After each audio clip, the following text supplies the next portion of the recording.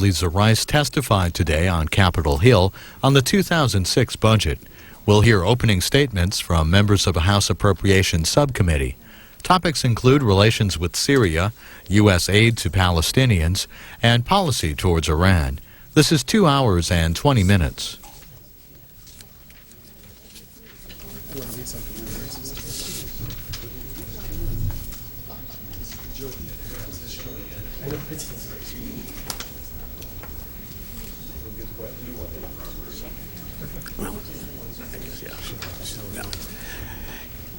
Good afternoon, Madam Secretary. Chairman.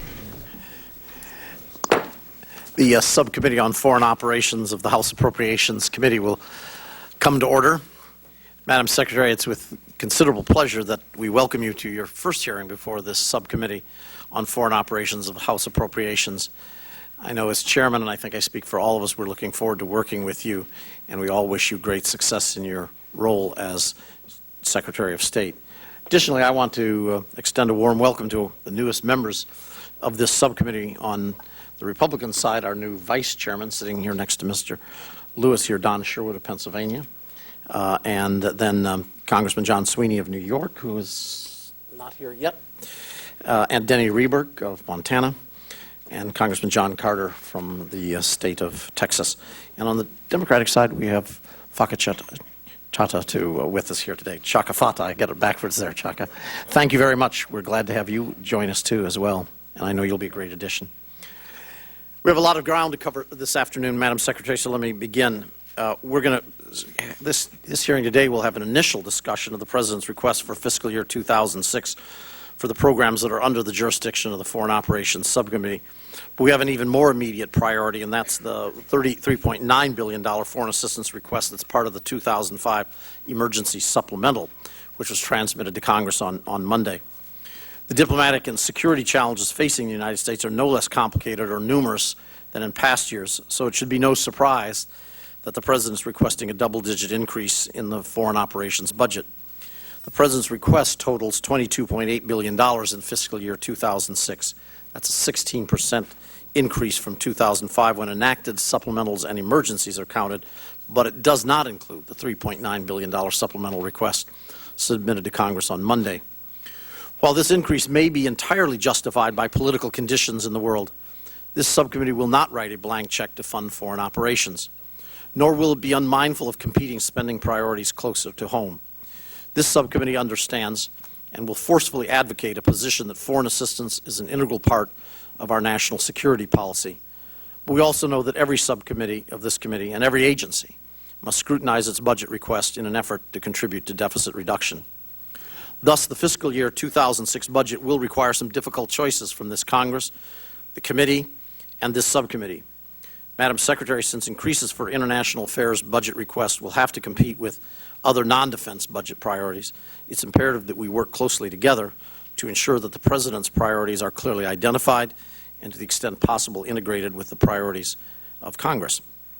Certainly our first and greatest priority should be to continue pursuing the global war on terrorism. Iraq and Afghanistan need our continued attention and this Congress's support as we continue military operations while building stable democracies there.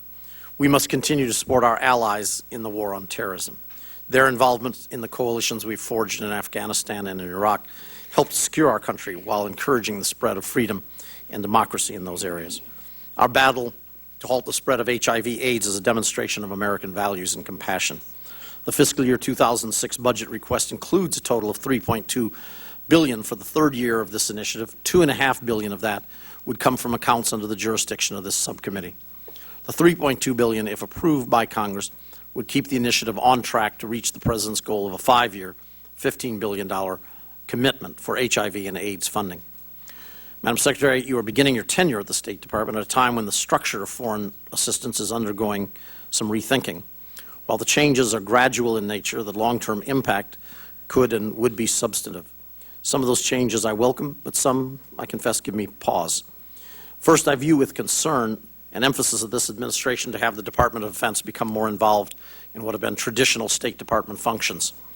In the administration's 2006 budget request for the Department of Defense, the President proposes an additional $750 million to train and equip Iraqi and Afghan security forces.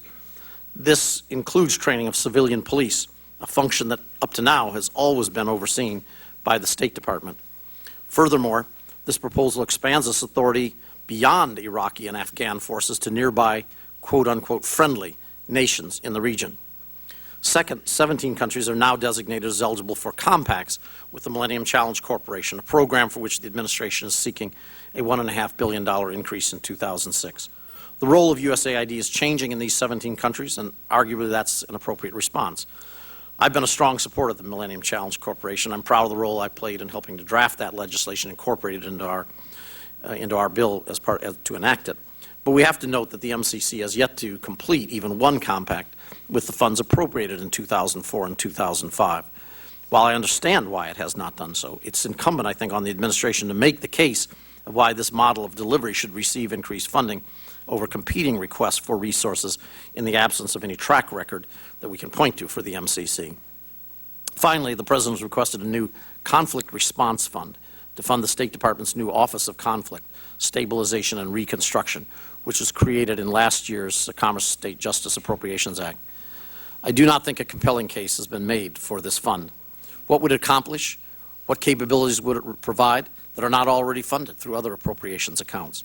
I look forward to learning more about the purposes and the uses of this fund in your testimony and our questions. The bottom line is clear. Responsibilities for foreign assistance are changing. Since these changes are initiated by the administration, I hope that you, as Secretary, can outline for us today your strategy for foreign assistance and provide some assurance that these moving pieces will be coordinated better than they have in the past. My remarks haven't even touched on the specifics of the $82 billion fiscal year 2005 supplemental request that the committee received earlier this week. The portion of that request, as we've said, it's under our jurisdiction, is $3.9 billion. So it's going to be a difficult year, and we're going to need your cooperation more than ever. I think today we're going to focus a lot of our questions on the supplemental request, and I hope that either you or your designee would be returned to the subcommittee next month to answer additional questions we will have about the 2006 request once the budget justification materials have been reviewed by the committee, staff, and members.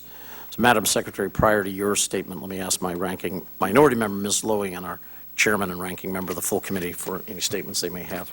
Mrs. Lowy. I join Chairman Colby in welcoming Secretary Rice to her first hearing before the Foreign Operations Subcommittee, and I congratulate you on your confirmation, and I look forward to working closely with you. I regret that we have such a short time to address such a wide range of topics, and with my chairman's indulgence, as a New Yorker, I will speak quickly, and I intend to raise several concerns in my statement and then follow up later during the question period. While I realize you do not have primary responsibility for conducting the war in Iraq, I expect that you will have a direct role in winning the peace. I'm sure you'll be working closely with Secretary Rumsfeld, General Petraeus, and his staff. The general and his troops have the most difficult job imaginable, and I have great respect for them. But I and many others have serious concerns. I congratulate the people of Iraq on their successful election. The Iraqi people demonstrated to the world that they cherish the right to vote and that they will risk life and limb to exercise that right, as many peoples have done before them. The elections were a definite and positive step toward democracy, a first step on a long road. We all want to see a stable, democratic Iraqi government that has the support of its people. Given that the United Iraqi Alliance has captured a plurality, not a majority, of the vote, tough negotiations lie ahead.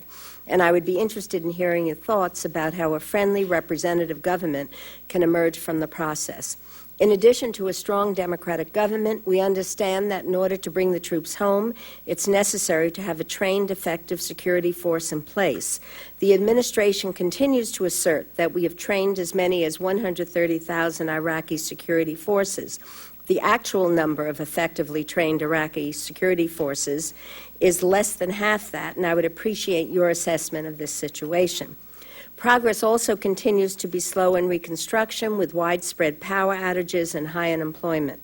The original reconstruction plans appear to be overly rigid and need to constantly be adapted to the evolving realities on the ground, and I'm sure we'll have a good discussion on these important issues. I'd like to turn to the FY05 supplemental and FY06 requests briefly. With respect to the FY 2005 supplemental request, I applaud the request for tsunami release, and I believe the United States has taken the opportunity to demonstrate our generosity and leadership in a time of global tragedy. I remain concerned, however, that in both Sri Lanka and Indonesia there seems to be a reluctance to draw on the shared tragedy of this event to work toward resolving long-standing conflicts. It seems to me that this is an opportunity to move the parties towards conflict resolution and to ensure that our reconstruction funds do not support repression of the Achinese people in the resettlement process. Also, any form of re-engagement with the Indonesian military on our part has to be accompanied with a strong push to achieving institutional reforms and respect for basic human rights. I am enthusiastic about our role in what seems to be a unique opportunity in the Israeli-Palestinian peace process. Recent events have made me cautiously optimistic that both sides are truly embarking on a new future of coexistence. I'm sure we are in agreement that we must remain vigilant in eliminating terrorist activity and infrastructure and continue to ensure that safeguards are in place so U.S. funds support entities truly working for peace. It remains unclear how the administration plans to provide assistance to the Palestinian Authority, and I look forward to working with the administration to advance the peace process. However, direct consultation is essential. Far too often, I'm forced to rely on the media for current information. With respect to Afghanistan, I do have grave concerns that the administration's proposal to begin aerial eradication of the poppy fields will destabilize an already fragile situation. While we all regret the explosion of poppy cultivation there, spraying crops with no economic alternative for local farmers in place is a recipe for destabilization in my judgment. Skepticism about this approach is also shared by our military commanders in Afghanistan. This proposal should not be approved until sound economic alternatives are in place. I would also note that the entire $82 billion supplemental request, including the $5 billion requested for international programs, is off budget, adding to the federal budget crisis. And I also share my chairman's concerns about the $7 billion of the $75 billion requested for the Defense Department for training and equipping Iraqi and Afghan forces. Funds for these purposes have traditionally been under the oversight of the Foreign Operations Subcommittee and should remain so. Turning to the FY 2006 requests, I have to express my enthusiasm and my disappointment. The 16% increase requested is a major milestone. However, the priorities selected, in my judgment, miss a golden opportunity. We finally achieved a consensus to increase our investment in international assistance, recognizing that it is vital to our national security. Unfortunately, the vast majority of increased funding is going to the Millennium Challenge Corporation and for the HIV crisis. Now, the increased funding for the HIV/AIDS crisis is necessary. I strongly support it. Our challenge there, as we know, is to continue a balanced approach to finding solutions. However, because the organization of the new corporation has been slow and the delivery of assistance was inevitably delayed, Congress is likely to deny a significant portion of the $3 billion request today. Today, $2.5 billion has been appropriated, but not one dime has gone out to a qualifying country. By my estimate, we'll be fortunate if $200 million is spent in 3 or 4 countries during FY 2005. And given that reality in a tight budget year, the $3 billion requested becomes a tempting target. Unfortunately, in my judgment, this means lost opportunity for the world's poor. A careful look at the FY 2006 budget reveals that the delivery of actual assistance to many of our traditional aid recipients will actually decrease in FY 2006 if adjustments are not made. This means opportunity lost on a number of fronts. Our capacity to expand the number of countries where we conduct basic education programs diminishes. Our capacity to spread the miracle of the political revolution in Ukraine to other former Soviet states that continue to suffer under dictatorship is lessened. As we continue to spend billions in Colombia, we are ignoring Central America. Their needs have been relegated to a low priority, despite the emergence of leaders intent on reform and the rapid rise of gang activity and drug trafficking. Nicaragua is in the midst of a political crisis. The resurging popularity of the Sandinista Party may have been avoided with more concentrated and consistent U.S. help. Programs to stem the rise of terrorism in secular Muslim countries outside the Middle East, such as basic education, cultural and scholastic exchanges, democracy building, have gone unfunded. Countries in crisis in Africa, such as the Democratic Republic of the Congo, Ethiopia, and Liberia, have received scant attention and have unmet needs right now. I know you're well aware of all the challenges ahead, Madam Secretary. I appreciate your expertise, your commitment, as well as the dedication and hard work of the State Department staff. And I hope we can work together to address the many challenges we share, and I look forward to your remarks. Chairman Lewis. Thank you very much, Mr. Chairman. Condoleezza Rice, Secretary of State of the United States of America. Really an incredible development for our country on behalf of our role to make a difference for peace in the world. I couldn't be more proud than I am to have both your grace and talent, the intellectual power you bring to this job, have come from, at least part of the time, my state, California. Indeed, I look forward to working with you, and I'm looking forward to your statement as well. I'd like to, during the time I have, make just 2 points. The first is that I have already convened meetings with staff directors of the 3 subcommittees that kind of swirl around the work that you do, the Defense Subcommittee, State, where they handle your budget, and the Foreign Operations Subcommittee, in order to express concern that we have at the highest level within our conference about elements of the proposed supplemental that may be deemed emergency. And I'll be leaving in a while to meet with the OMB director to discuss this further, and I hope that we can talk about it as well. The little doubt that we need to move on with our 06 appropriations process in regular order. The supplemental needs to move very quickly. To the extent that emergency designation that could be challenged in this process slows that down, could cause us to change the strategy that presently is before us. The second point, I had no intention to raise at all, but the last time I was here, we had an Undersecretary of State before us, and I was heard to say that I hope that we would never see another crop from the poppy fields in Afghanistan.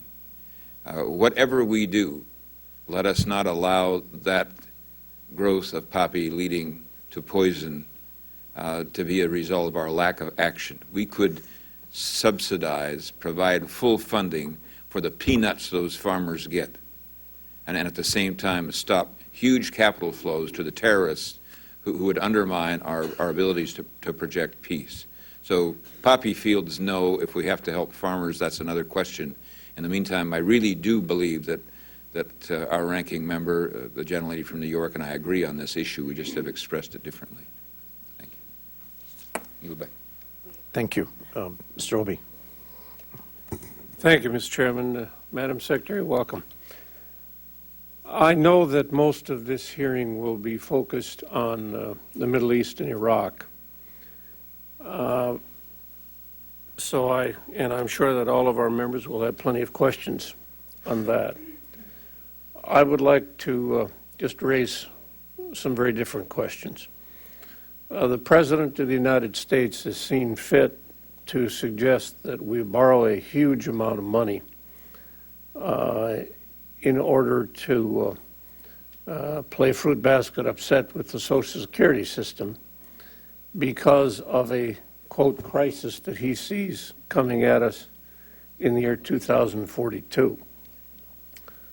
2042 can seem to be a long ways away, but 1 year from now, I will have been in Congress that same 37-year period.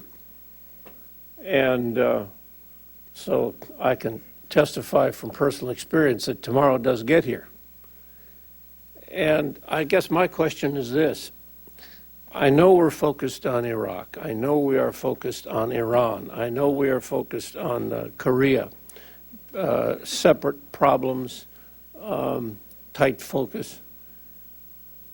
But my question is, what kind of world do we think we're going to be living in internationally 37 years from now? In that same year that the President points to, 2042.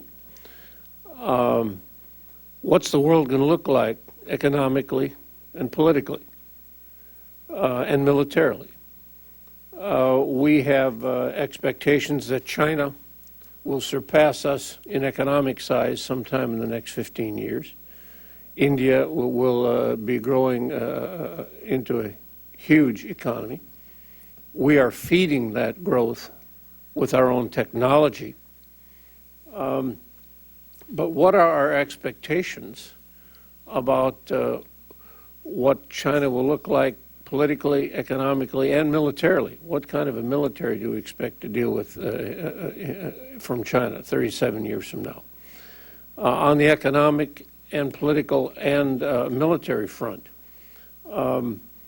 how do we expect to respond to the reality of a world where we are not number one in terms of our own economic size and power and reach?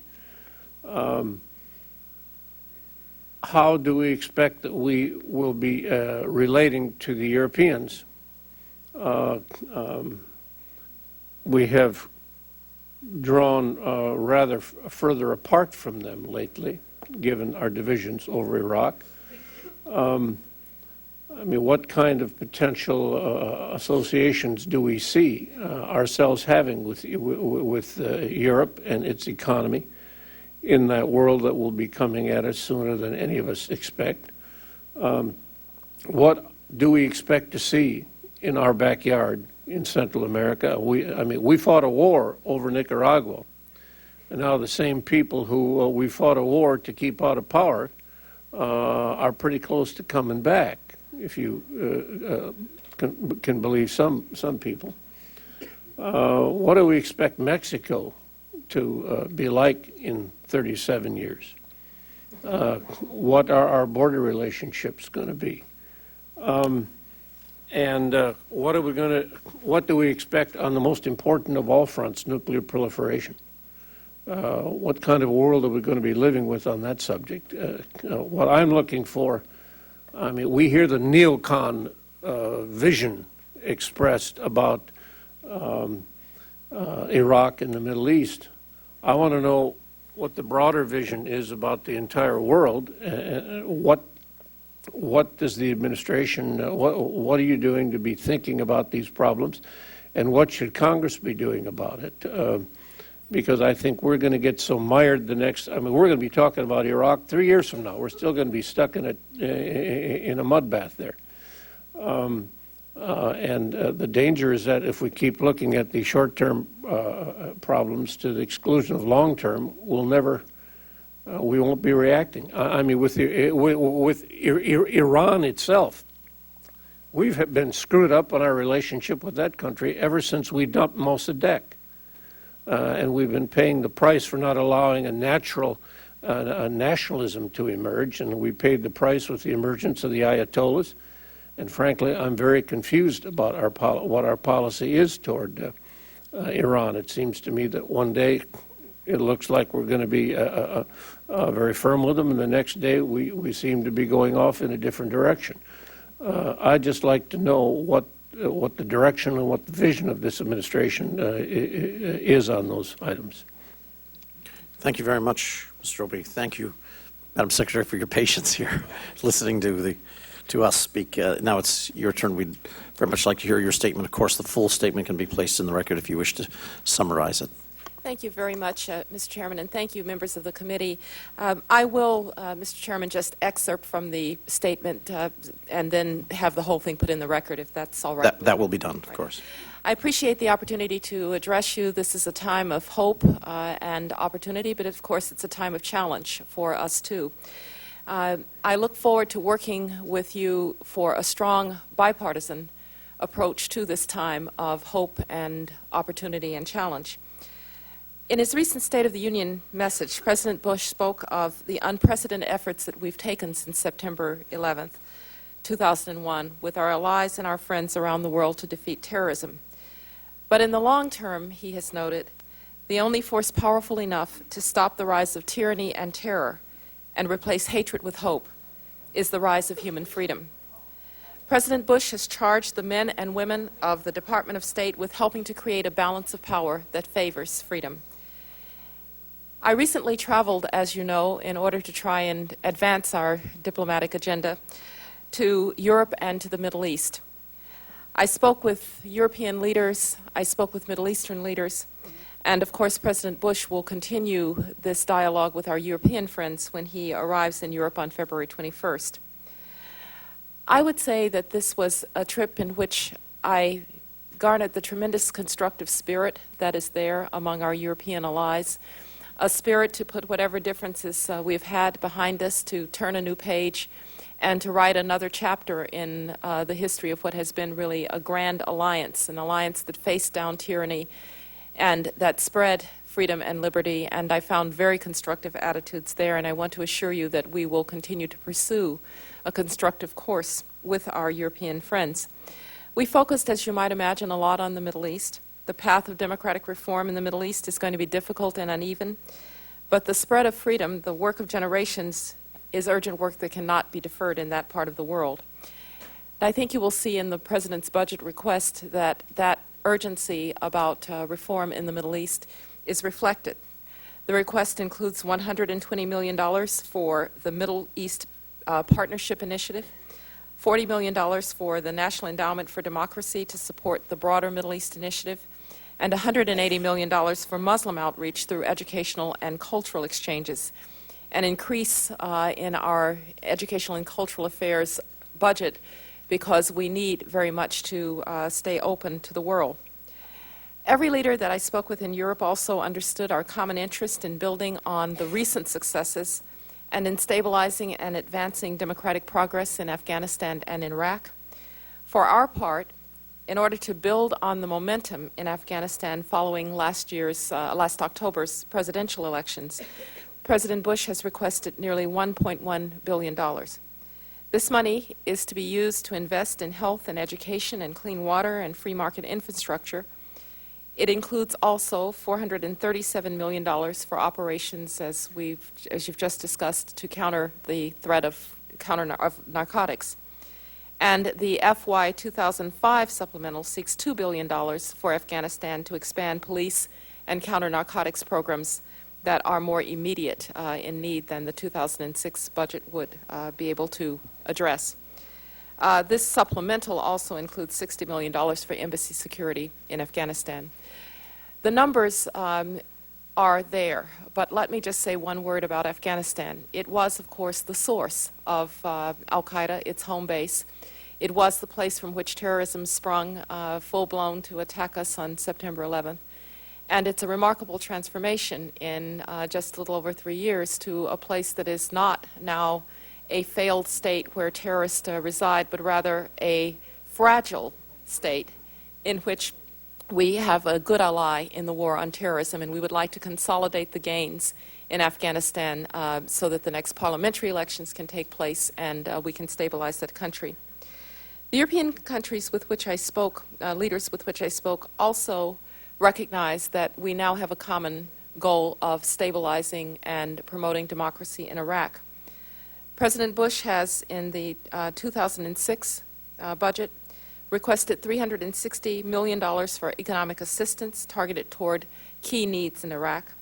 And the FY 2005 supplemental includes $690 million to continue U.S. mission operations and $658 million to construct a new embassy compound that will be safe and secure for our personnel for the long term in Baghdad. At their meeting at Sharm el-Sheikh with President Mubarak and King Abdullah, both Prime Minister Sharon and President Abbas called it a time of opportunity, and I have to say that when I would walk into meetings, I was quite taken with the fact that The meeting with Prime Minister Sharon and the meeting with President Abbas both began with the words, "This is a time of opportunity and we should seize it." The President has already announced, as a result, $350 million to help Palestinians build infrastructure and sustain their reform process over the next 2 years. Of that $350 million, $150 million is included in the 2006 budget request and $200 million in the supplemental. Even as we work with our friends and allies in the broader Middle East, of course, we face challenges and opportunities in the rest of the world. We seek $3 billion for the third year of the Millennium Challenge Corporation. This is the bold, growth-promoting approach to development, which helps countries that are governing justly, adopting sound economic policies, and investing in the welfare of their people. We also seek $2.4 billion in development, child survival, and health assistance for other countries.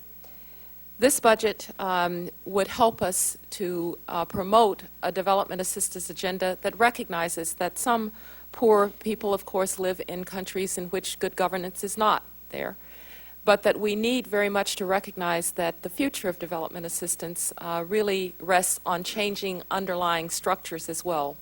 You're not going to make the best use of development aid unless you have good governance, unless you have governments that fight corruption, unless you have governments that are willing to invest in their people. And that's the entire notion of the Millennium Challenge. Our 2006 request includes $734.5 million for the Andean Counter-Drug Initiative, and we're requesting $5.8 billion in assistance to our partners in the global war on terror. I'm sure that members of the committee will agree that when we engage them effectively, multilateral institutions can multiply the strength of freedom-loving peoples.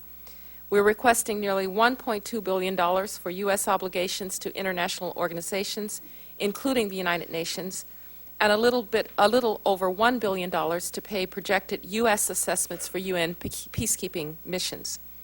We're seeking $114 million to enhance the peacekeeping capabilities of non-UN forces, particularly in Africa, where we've had some success with African forces taking on peacekeeping roles. The 2005 supplemental request does seek $780 million to fund UN-assessed costs for peacekeeping that were not assessed at the time of the 2005 budget, but would deal with peacekeeping missions in Ivory Coast, Haiti, Burundi, and Sudan, Darfur. We've seen how states where there's chaos can come back to haunt us. And it was mentioned that we are beginning to see restructuring of the way that we deal with post-conflict situations, the way that we deal with foreign assistance. I think it's only natural coming out of the end of the Cold War that some of the structures that we've had are not as appropriate or as useful, and that we need other structures. And it is in this context that the President has charged us at the State Department with coordinating our nation's post-conflict and stabilization efforts. And this is the idea behind the Office of the Coordinator for Reconstruction and Stabilization that would be housed in the department. We're asking for $24 million for that in the 2006 budget, but the supplemental seeks $17 million for startup cost and personnel cost in the coordinator's office. The 2006 budget request would also be for $100 million for a conflict response fund, because it is very often not possible to foresee the kind of response mechanisms that one will have to engage in when a conflict emerges. We've had them emerge many times in between budget cycles, for instance, in Liberia or in Haiti. And this is to help deploy trained and experienced civilian personnel to unstable regions.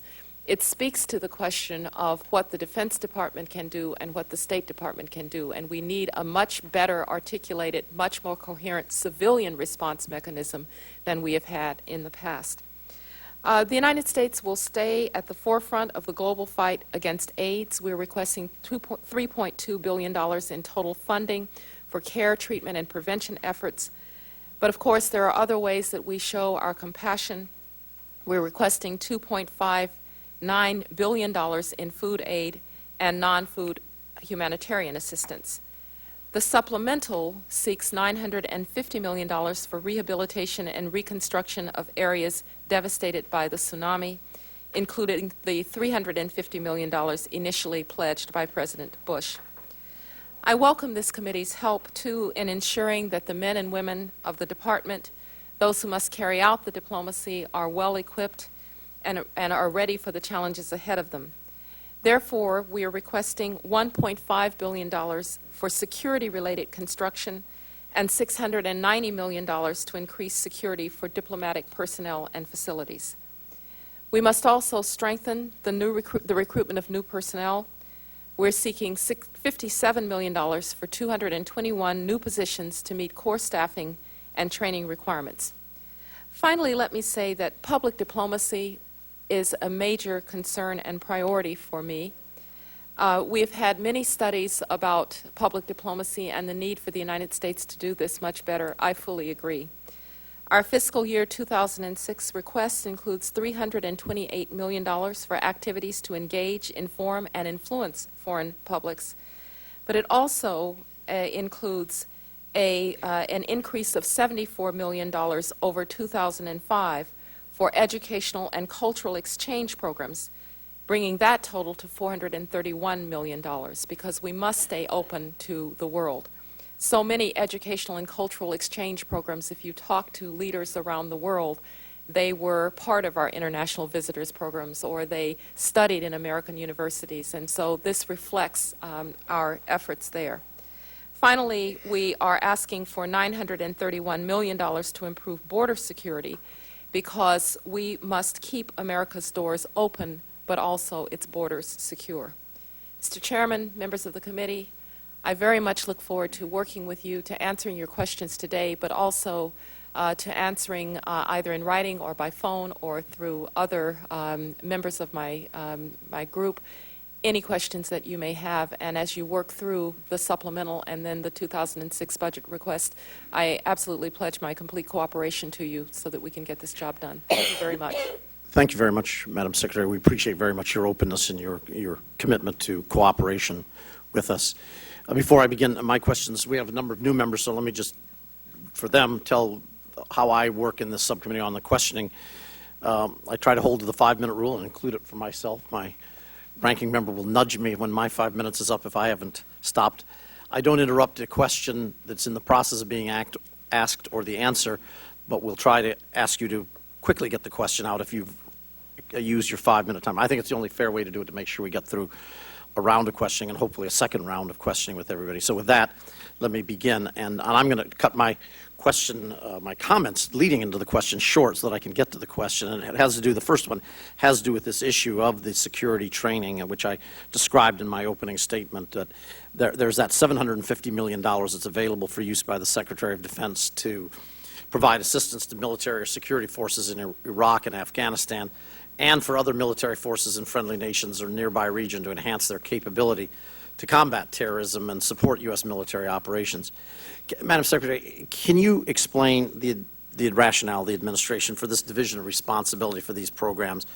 The supplemental request and the fiscal year 2006 budget request represent a shift from what has been a historic execution of these programs, implementation of these programs by the Department of State. Are we now shifting that on a permanent basis to the Department of Defense?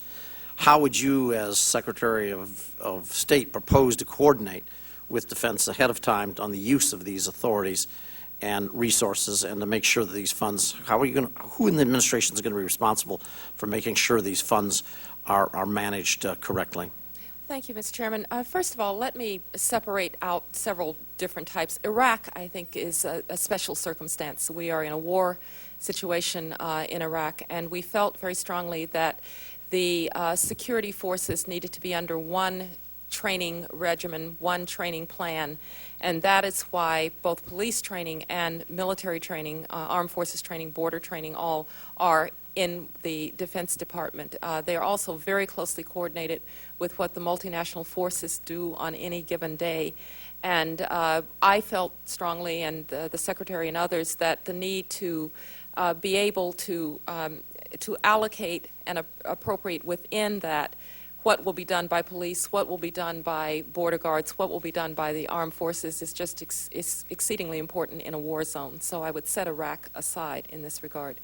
Afghanistan, even though it is a war zone, we felt that the military training piece of this, again, because these are forces that are being trained and very often put right into the field, many times alongside our own forces, for instance, in the south of Afghanistan, that, again, the training of those forces in the Defense Department made sense. Now, when it came to police training, we looked at the question and decided to retain the police training in the State Department. Because the police training piece of it is, Afghanistan's going through a transition, hopefully from war to post-war stabilization efforts, and we think the police training should at least for now remain in the State Department, and so we've made that change. I think there was some earlier discussion of doing something different. In terms of countries, other countries, again, I think we need to remember that we are in a war situation, war on terror situation, where our military forces and the forces of these countries are very integrated in their operational efforts, and again, some of the training therefore needs to be done in the Defense Department. But I want to assure you, Mr. Chairman and the committee, that we have the tightest possible coordination on these efforts. It's the Chief of Mission is a kind of focal point for making certain that there is coordination. We also have an interagency group for both Iraq and for Afghanistan back in Washington that keep a close eye on these matters. But in general, when we are in wartime circumstances and forces are being trained and very quickly put into the field, very often to integrate their functions with what our forces need to be, the training, at least for military forces, would seem to make sense in the Defense Department.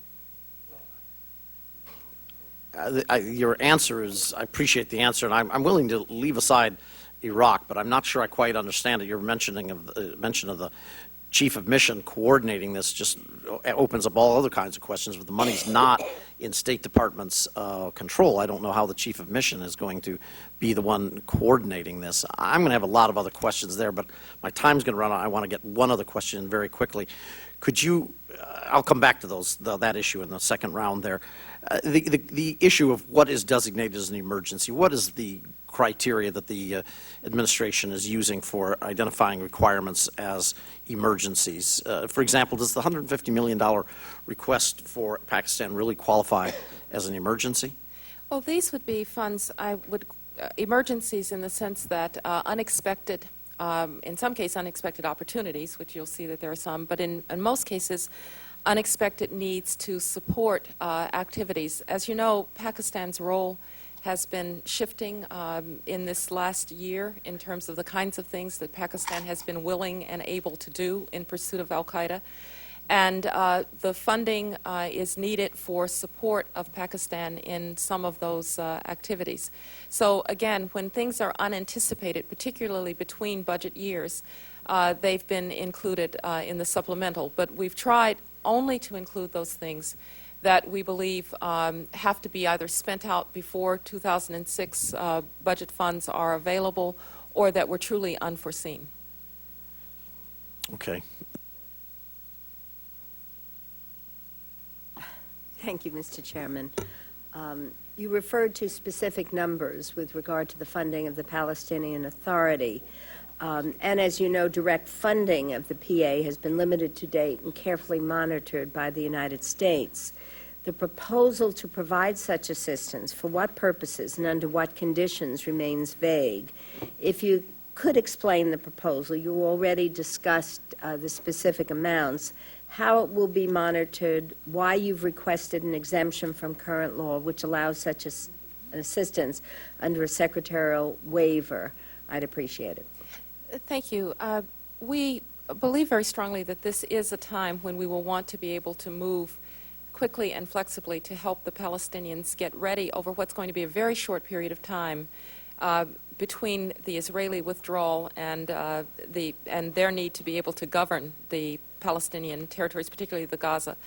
I will say that we have no intention of having this money disappear into the night. I know that there are concerns about accountability of the Palestinian Authority, about transparency, about corruption issues in the Palestinian Authority, and we've been very straightforward with the Palestinian Authority that most of this support is going to be project-related. And that helps us on the issues that you are concerned about, Madam Congressman. And I think that we will want very much to consult with the Congress as we go forward with these projects. We're going to the London conference on the 1st of March. I think we'll get a better sense of what kinds of projects are needed to be funded by the United States. We will also work with the Palestinian Authority to find out what their needs are, as we have a World Bank study that actually we asked for that looks at what those needs are. But we intend most of this funding to be project support. It's important that we be able to do it directly with the Palestinian Authority because, in a sense, going through others will slow down our ability to do quick-acting projects, for instance, in the Gaza, that might give them a chance to forestall further gains by Hamas and some of the more radical groups. And it also will be a working relationship with the Palestinian Authority, which is trying to build the institutions of a democratic state.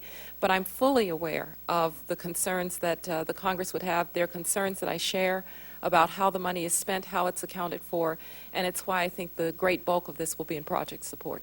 Incidentally, one of my colleagues issued a statement, which you probably saw, saying that no money should go from the United States until Saudi Arabia and other countries in the region contribute their part. Well, I think we have to play an important role, certainly. But I'd be interested to know what Saudi Arabia, for example, has contributed to Palestinian redevelopment, and I would hope that other countries in the region would seize this opportunity to make this ceasefire and the peace plan work. You are so right.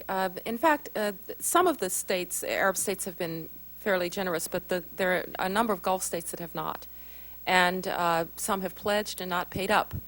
And I actually publicly said so when I was in Europe on television, anybody who would listen to me, that the Arab Gulf states, if they indeed do want peace, as they say that they do, have to step up to the plate and have to fund some of these Palestinian needs. And so you can be assured that as we are providing funding and as the Europeans are providing funding, we intend fully to press the neighbors of the Palestinians to help. Have any of the states in the region written the check or offered to provide assistance? There is support, even budget support, for instance, from the Saudis. There are some Gulf states that have made pledges that remain unfulfilled. I think I have about 2 seconds. Okay. I realize that we've withdrawn our ambassador to Syria. Could you comment on that incident, and do you have any additional information about the assassination that you're free to share with us? I'm sorry, I have no further information about it because we're not assigning blame, and I'd like to make that very clear. But the work has to be done now to investigate this. And the UN yesterday called for an investigation. We've called for an investigation. Everyone has called for an investigation. The reason that the Syrian, that we called our ambassador from Syria, however, is that given Syria's role in Lebanon, given the fact that it's been a destabilizing force for what is an incipient Syrian democracy, it was important to send a strong signal to Syria that we expect Syria to respond to the call under Resolution 1559 for Syria to stop its interference in Lebanese affairs and withdraw its forces. It's not the only problem we have, of course, with Syria. Support for Hezbollah, support out of southern Lebanon that is disrupting the peace process. These are all things, including Syrian territory being used by insurgents who are endangering our forces in Iraq. So while the Lebanese issue was the proximate cause, we have a lot of problems with Syria, and we hope Syria will be more responsive. Thank you, Madam Secretary. Thank you. Mr. Luce is not here, so I'm going to go to the ranking member, Mr. Obey, and then resume the normal rotation. Mr. Obey. Thank you, Mr. Chairman. Madam Secretary, let me just ask 3 questions. Number 1, what is our strategy in dealing with Iran? I continue to be mystified I don't see a clear direction in our policy. Secondly, I want to repeat my question about China. Given their record on human rights, which is miserable, given their record on democracy, which is just as miserable, given the fact that they are leading the world's march to the bottom on wages in a global economy, given the fact that they are not a real market, but a centrally controlled communist market still, given their conformist approach to their entire society, what is our strategy for dealing with China politically and economically, and how do we keep this relationship from? I mean, let me put it this way: if they're going to get away with murder, or pretty close to murder in economic terms and in political terms and in democratic terms today, if we don't find a way to bust through that, what on earth is our relationship going to be like with them in 35 years when they're the big gorilla on the block? The other question I would ask is the Palestinians. There are very few people in this Congress who have leaned over backwards as far as I have through the years to try to see to it that legitimate Palestinian interests are taken into consideration in the Middle East. And I've had many an argument with the Israeli government from time to time, under Shamir and others, when I thought that their West Bank settlement policy was mucking up a chance to make progress. But I have been so incredibly frustrated by the Palestinian actions the last 4 years. Now Arafat is gone, and so maybe they are going to sober up and wise up. But my question to you is, do you think they really understand? Do you think there is a broad enough and deep enough understanding on the part of a wide circle of Palestinian leadership that this is their last shot to get it right? They single-handedly destroyed the peace movement in Israel, and they brought Shamir to power, and now they squawk about it. But they produced this mess by not coming back with a proposal when Barak tossed one at them. I mean, are they finally in a position where they can be relied upon as an adult partner in this relationship to try to really make peace? Or are we all just spinning our wheels? I misspoke. I meant Sharon came to power. But I still can't tell whether they've got their act together, and I don't know if anybody can tell. But it would be nice if, for a change, they did. Just try those ones on for size. Thank you. On the Palestinians, the words are there, and to a certain extent some of the actions are there. And the words that are important are the words that Mahmoud Abbas spoke when he said that the armed intifada is over. Because you're absolutely right, Congressman Obey, the failed intifada has had a more negative effect on the Palestinian people than it has had on anybody else. And they had a chance for peace in 2000. They did not take it because of Yasser Arafat, and it's been misery for the Palestinian people ever since. I think the election that Mahmoud Abbas won probably does demonstrate that the Palestinian people are tired of that approach and want to try something new. And our effort now has to be to try to strengthen that part of the Palestinian political leadership that understands that this is their best chance, and their best chance because they have also an Israeli Prime Minister, a Likud Israeli Prime Minister, who is prepared to start dismantling settlements in the Gaza. This was really unforeseeable a year and a half ago or so. So I can't answer whether they will deliver on this opportunity, but I do see signs that they understand, or that Mahmoud Abbas and those around him understand, that this is their best chance. They need to not just have an election, but they need to build democratic institutions, because democratic institutions will increase accountability for delivery on peace. They need to have economic development, because that will help to disable some of those who are not associated with this program. But I'm hopeful We are encouraging and we are warning that the Palestinians will have to fight terror in order for this to work. They don't have the ability to take a pass on fighting terror. So I hope this is the leadership that will bring it to fruition. The early signs are good, and I think we just have to pursue it and hope that the words and deeds continue to match up. In terms of China, we have developed, I think, a relationship with China that is constructive in that we cooperate with China on a number of issues, for instance, on trying to bring about a non-nuclear Korean peninsula through the six-party talks, in the war on terrorism, and so forth. But we are fundamentally aware of the problems in the nature of the Chinese regime. And since we are an administration that believes the internal composition of a regime does matter in its external behavior, the issues that you raise are, of course, concerning to us. We have been the ones in the international community that have pressed the human rights issues with China, the religious freedom issues with China, both with their leadership privately and in public fora like the UN Human Rights Commission. The strategy has been to try to take this rising China, which is an increasingly tremendous force in the region, and to, when possible, embed it in institutions that may embed it in a more rules-based approach to the international system. For instance, the World Trade Organization. I thought it was working.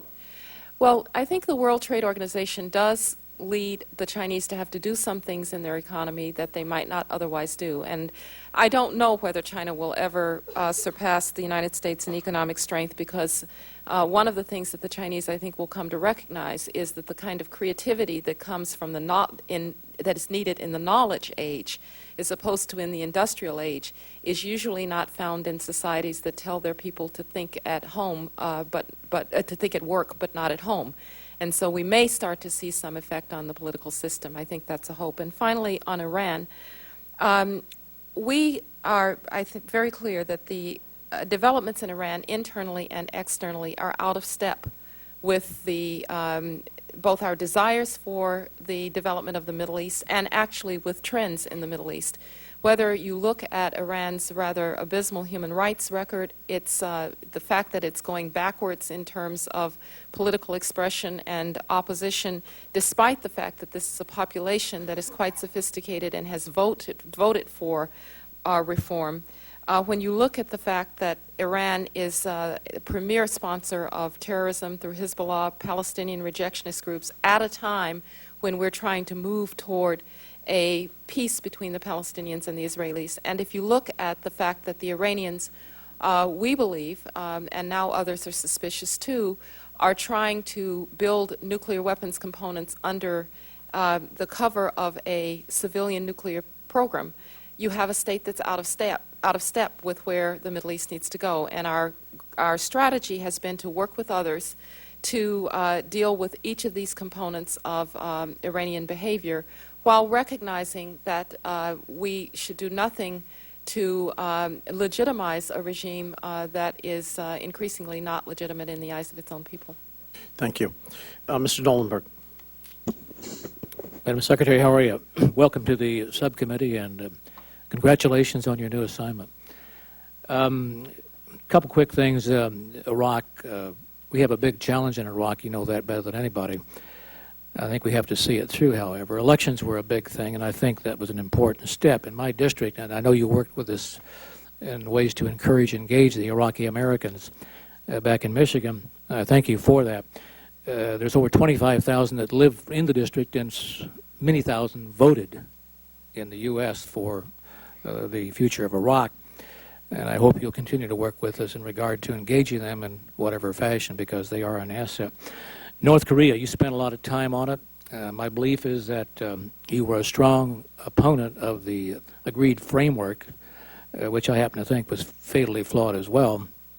And I commend the President for changing that policy, because I don't think it was going anywhere, and I think now we see the disguise that they've played with us over these last several years. The Middle East, the same thing.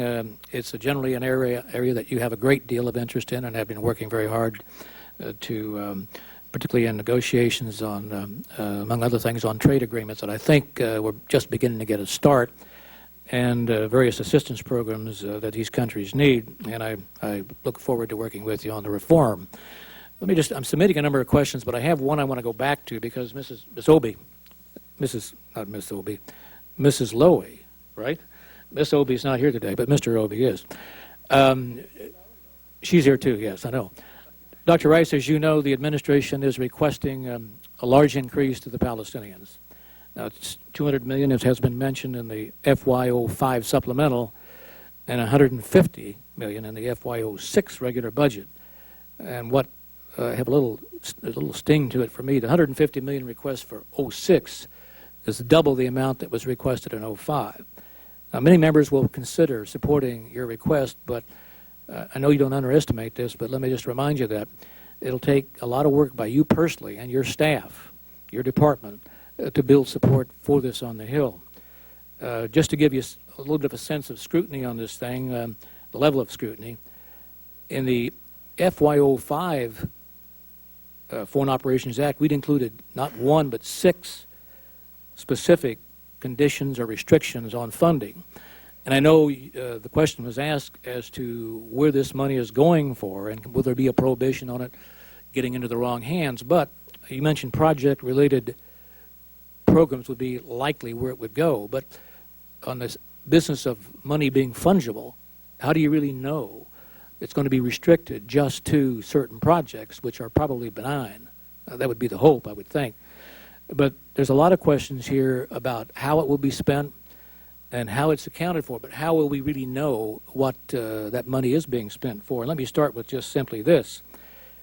Do you expect, again, it's a repeat maybe of the question with a little more intensity, do you expect any of the money that you're requesting in the supplemental in 06 to be given directly to the Palestinian Authority? Well, the money would go, some of the money, probably much of it, would go through the Palestinian Authority for projects. Because we believe that's the quickest way to do it. And I will say, Congressman, that I do think the Palestinians have made quite a bit of progress on the transparency side, thanks largely to the fact that they have a very effective now finance ministry and finance minister in whom we have a lot of confidence, in whom the IMF has a lot of confidence. This is not the Palestinian finance ministry of 4 or 5 years ago, where I think we would not have wanted to see a dime go in. He has done things like posting the budget on the internet, making sure that payments are direct to through direct deposit to the security forces rather than cash to the security forces. So they've made a lot of changes on their own. In terms of budget support, I would expect that most of this would be project support because I understand the problems with budget support. You can understand why we're a little tense about that. Let me just ask you, do you think that the assistance that's being made in this fashion will help reduce the influence of Hamas and other terrorist organizations? Absolutely. I've been asked many times about the elections recently, the local elections in which Hamas did, of course, very well, 9 of the 10 municipalities. And if you look underneath, you see that the kinds of things that they were promising to do were clinics, that they were doing, clinics and sanitation projects, and frankly, things that the Palestinian Authority has not been very effective at doing because they've not been a very effective institution and they've been there's been a good deal of corruption.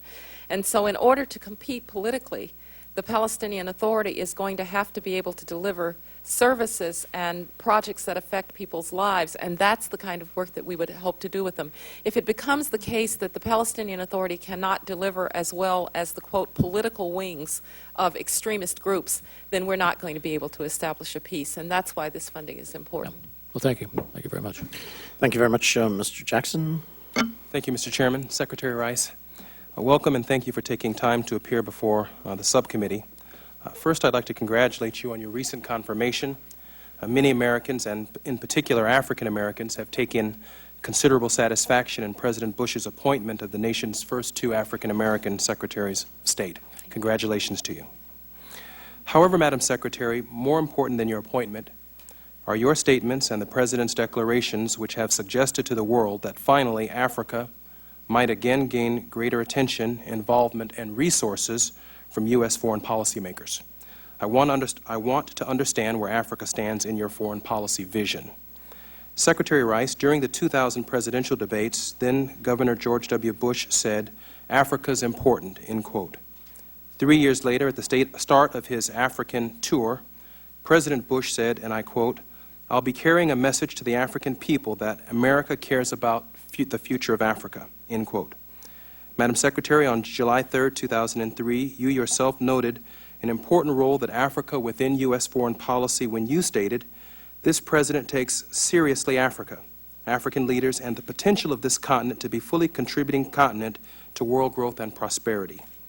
Does the President, Madam Secretary, and his administration still stand by these strong statements in support of the African continent and its people? And will you reaffirm that Africa is a top priority for your State Department?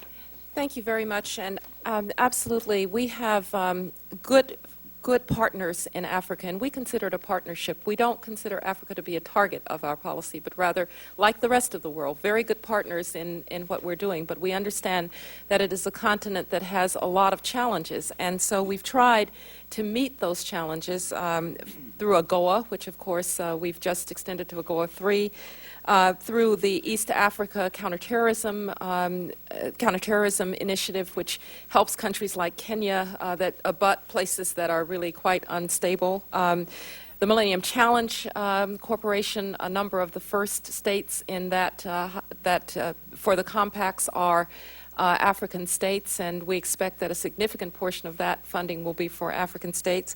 The HIV/AIDS initiative, of course, with affected countries, most of them being in Africa. We put $1 billion into famine relief because this is a consistent problem in Africa. And then we have a new global peacekeeping initiative, which is to train principally African peacekeepers, because we have had good partnerships with ECOWAS in Liberia, for instance, and now with the AU in Sudan. And I think you would find, too, Congressman, that we're doing an awful lot on the conflict resolution side, because if Africa is going to attain its potential, then the Great Lakes problem and the DROC, I personally spend a lot of time on that issue, and we have a trilateral mechanism to try and deal with that. On Sudan, on Liberia, we've been very active. The President has seen many African leaders and, of course, made a trip to Africa in his first term. It is a very high priority for us because we believe that it is a place that has a lot of potential if you can deal with some of its problems, and because we have good partners there in almost everything we do. Thank you, Madam Secretary. Madam Secretary, I'd like to put your previous statements in the context of the President's proposed budget at this budget hearing. I believe in order to measure the U.S. commitment of resources for Africa, we must look not only at marginal increases or decreases in development assistance, the Economic Support Fund accounts, and the Child Survival accounts. We must also look at the true nature of challenges facing Africa, including poverty, disease, war, and even genocide. We must determine whether U.S. government's aid is enough to successfully assist Africa in overcoming these challenges. In the President's budget request, the top 4 country recipients of U.S. aid receive approximately $6 billion. But when we examine the President's budget request for all of sub-Saharan Africa, a region containing 48 nations, the President's request is approximately $3.6 billion. $6 billion for 4 countries, yet only $4 billion for 48 countries. I'm wondering how you can reconcile such an egregious disparity in funding for sub-Saharan Africa, especially in light of the challenges facing the continent and the administration's previous statements of its commitment toward sub-Saharan Africa. Long after your testimony, Madam Secretary, we'll be debating back and forth here in the committee over these priorities, and I wanted to try and hear your thoughts on how we reconcile them. Stan. Thank you, Madam Secretary. Thank you. Well, many of the countries to which you're referring are generally countries that are very closely, indeed integrally related to the war on terrorism and to the war that we've fought in Afghanistan and in Iraq. We have frontline states that have received considerable assistance because when the country was attacked on September 11th, we recognized that there were certain things that we had to do, particularly in the broader Middle East, in order to secure America. And much of that $6 billion I would directly relate to not just the global war on terrorism in its broadest sense, but the global war on terrorism in its narrowest sense, that is having to do directly with Afghanistan, directly with Iraq, directly with the Middle East, and directly with the frontline states that have to be supportive of us. For instance, we were discussing Pakistan a few minutes ago.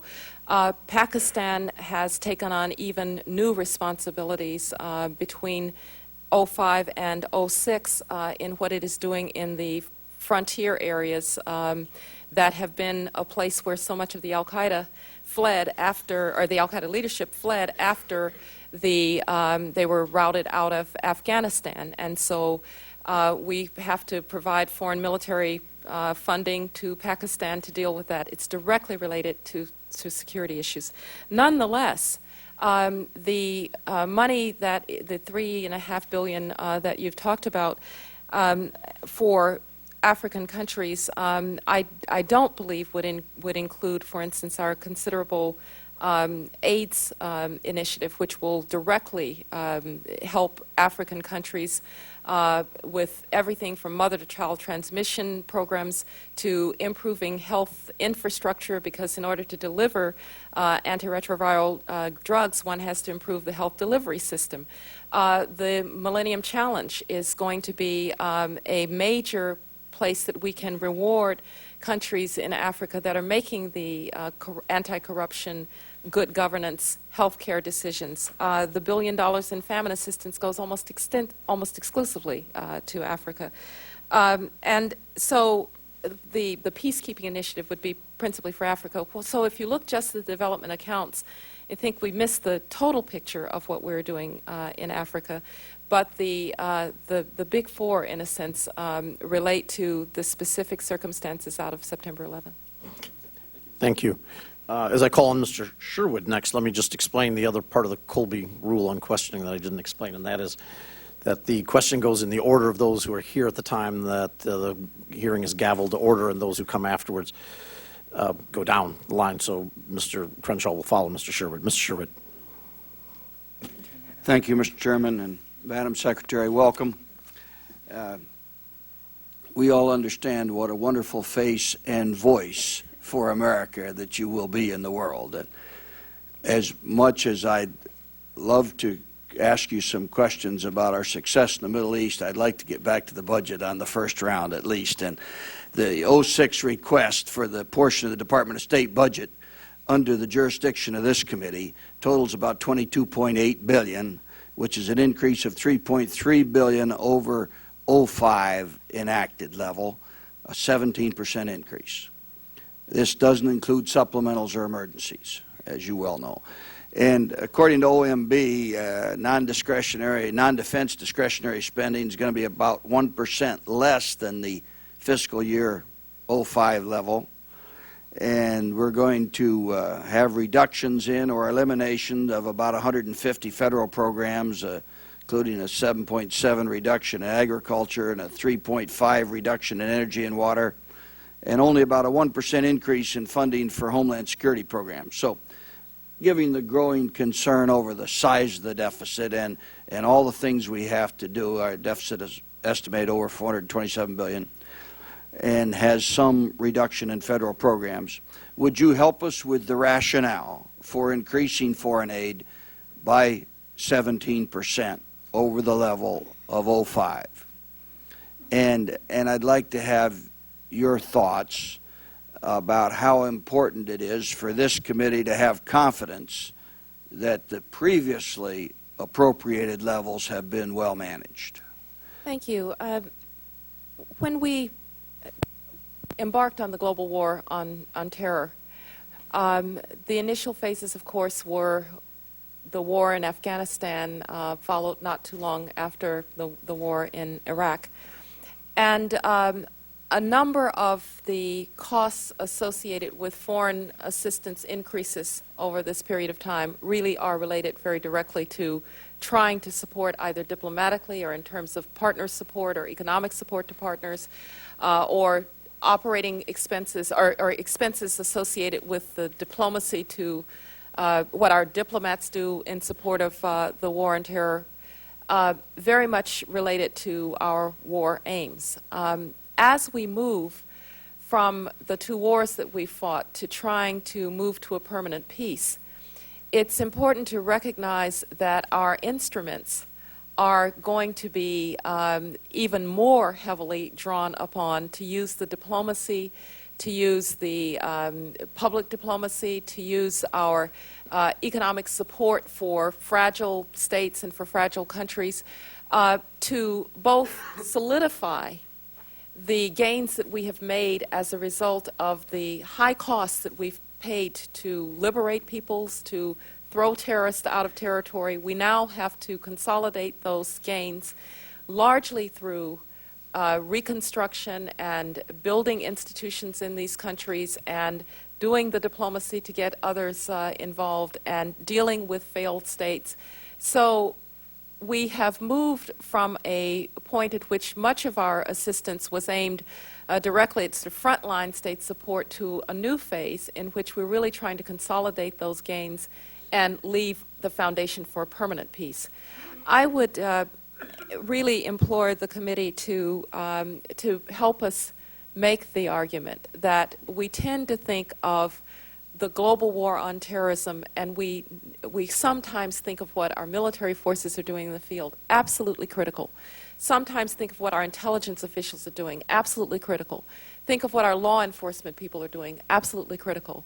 But if we're going to have a permanent peace, what our diplomats are going to do, what our partners are going to do to secure countries that have to now be the bulwark against terrorism is going to be equally important to our ability to win the war on terror.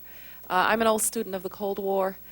We won the Cold War as much by economic development in places like Europe and hearts and minds through Radio Free Europe and a Voice of America as we did by deterring Soviet military power. And 50 years later, we saw a very different world than anybody could have imagined.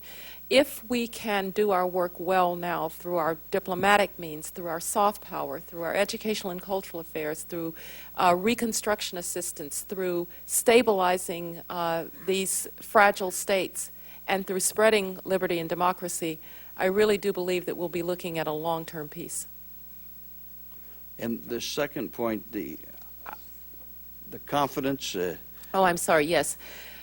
We will always look, and I promise you that I will personally be interested in how we evaluate our programs, what is working and what is not. I'm a big believer in only doing what is working, and I assure you we'll be looking to see what works and what doesn't. Thank you. Thank you very much, Ms. Kilpatrick.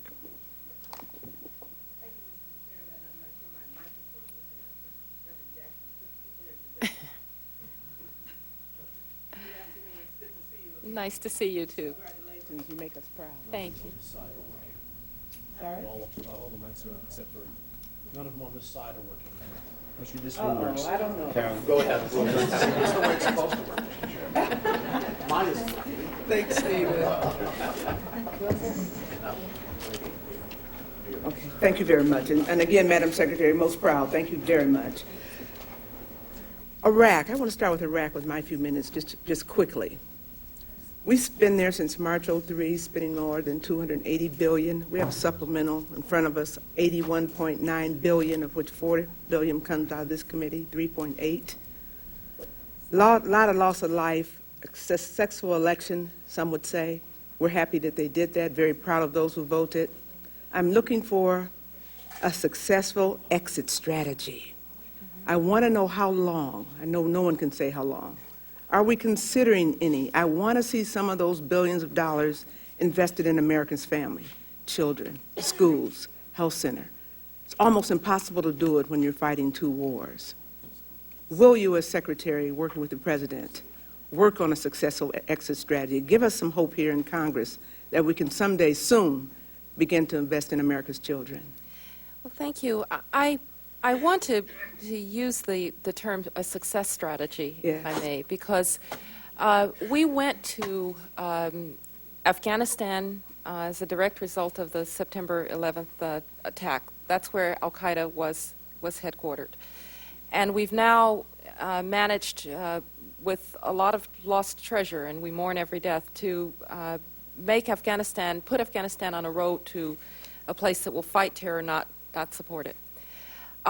The question was, could you only have al-Qaeda and Afghanistan dealt with and really be dealing with the war on terror? And it was our very strong view that the Middle East has to change. And when I was answering Congressman Jackson's question, I talked about the big four. Well, Israel and Egypt, of course, you have to have a changed Middle East. If you're going to have a Middle East that will not support the ideologies of hatred that led people to fly airplanes into buildings on September 11th. And that's why a success in Iraq is so important, because it will put in the middle of the Arab world a state that is willing to fight terror, that is democratic, and that does not war with its neighbors. And so we have to succeed there.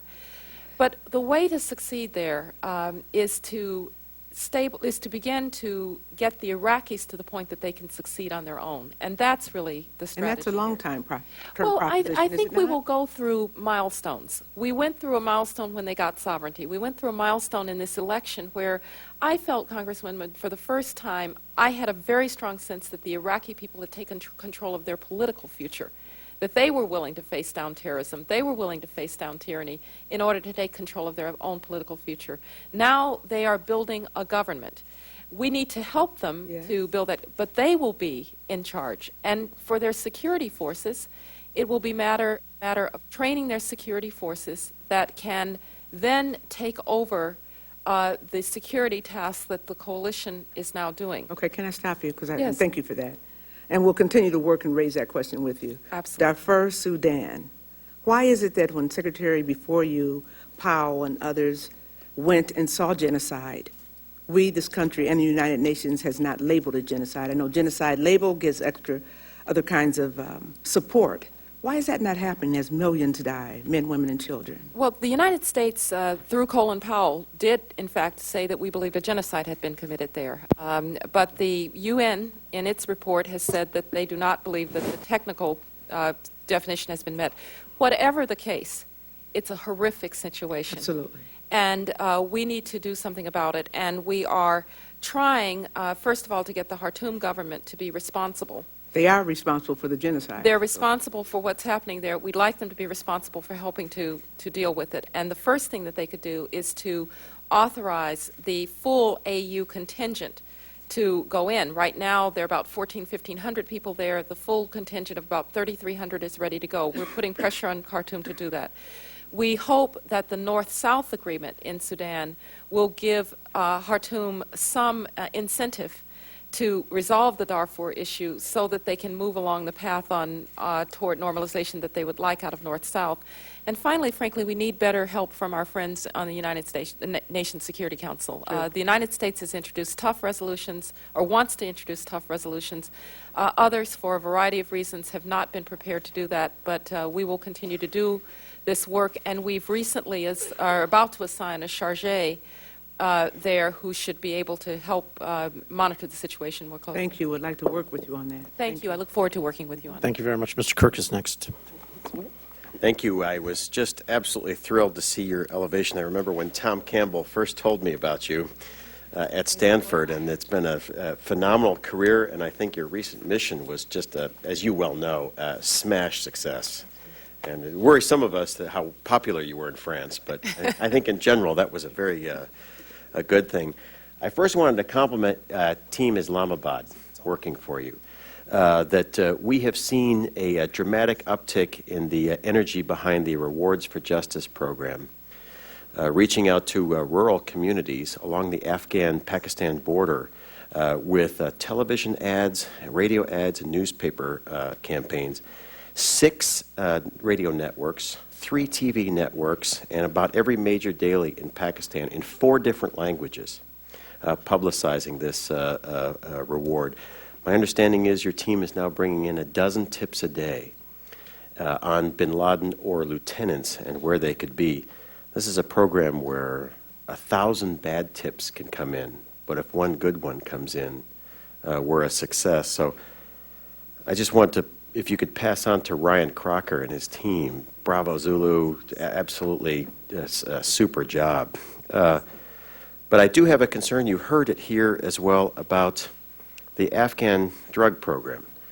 The most that the Colombian drug lords ever earned was $3 billion. The U.S. government now estimates that the value of the Afghan crop last year was $7.5 billion.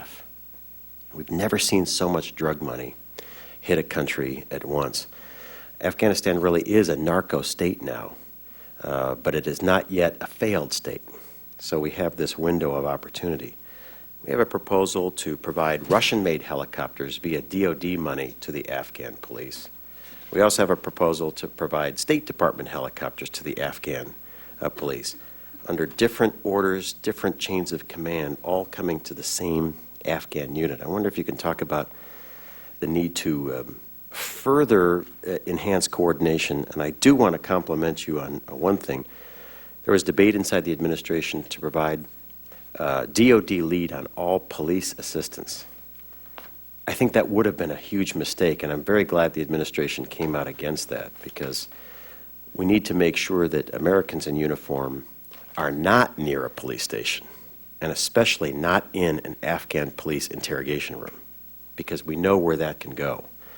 And I want to compliment you on leading the charge to make sure that we have civilian-to-civilian assistance, and that we keep Americans in uniform somewhat distant from police functions. But can you talk about further coordinate DoD state? Thank you.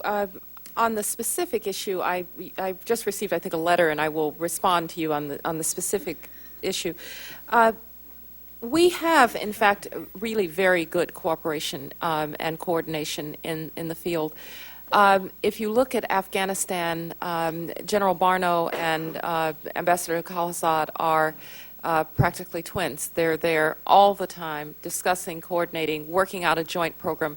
It's very clear that you have circumstances in a place like Afghanistan in which you have one chain because it's war and another chain which is the mission, but they know that the mission, the ambassador knows Afghanistan, and they have a wonderful coordination relationship. Similarly, between General Casey and John Negroponte out in Baghdad.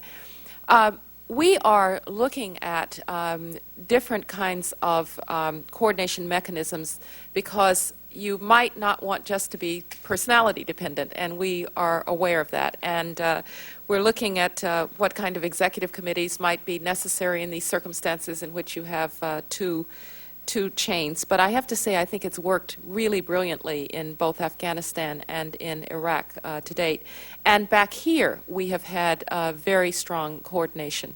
When issues have come up that where there are differing views, we always have the NSC structure, either the Deputies Committee or the Principals Committee, or if necessary, the National Security Council, which the President himself chairs, which we've really not had to use on these kinds of issues. So I just want to reassure you, I think we have the very strongest coordination, and we hear very little problem.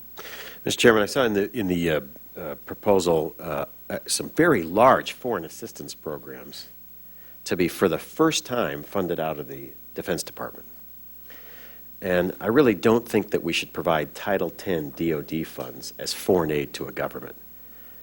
I really hope that we transfer those funds to the state accounts, because the unity of effort behind the Secretary of State makes sure that the United States abroad speaks with one voice, which should be yours.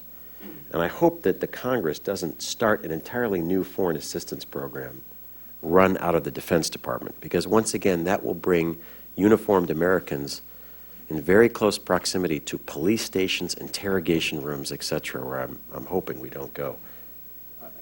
I think that was a comment, not a question, but if you want to comment very briefly on that, and we'll go on to the next. Well, the distribution as we have it now, I think, is wholly appropriate. And again, we're in certain circumstances, we're in war circumstances, and there needs to be very close integration. We recognize the concern that you raise about not having civilians, things that really should be civilian to civilian run by the military.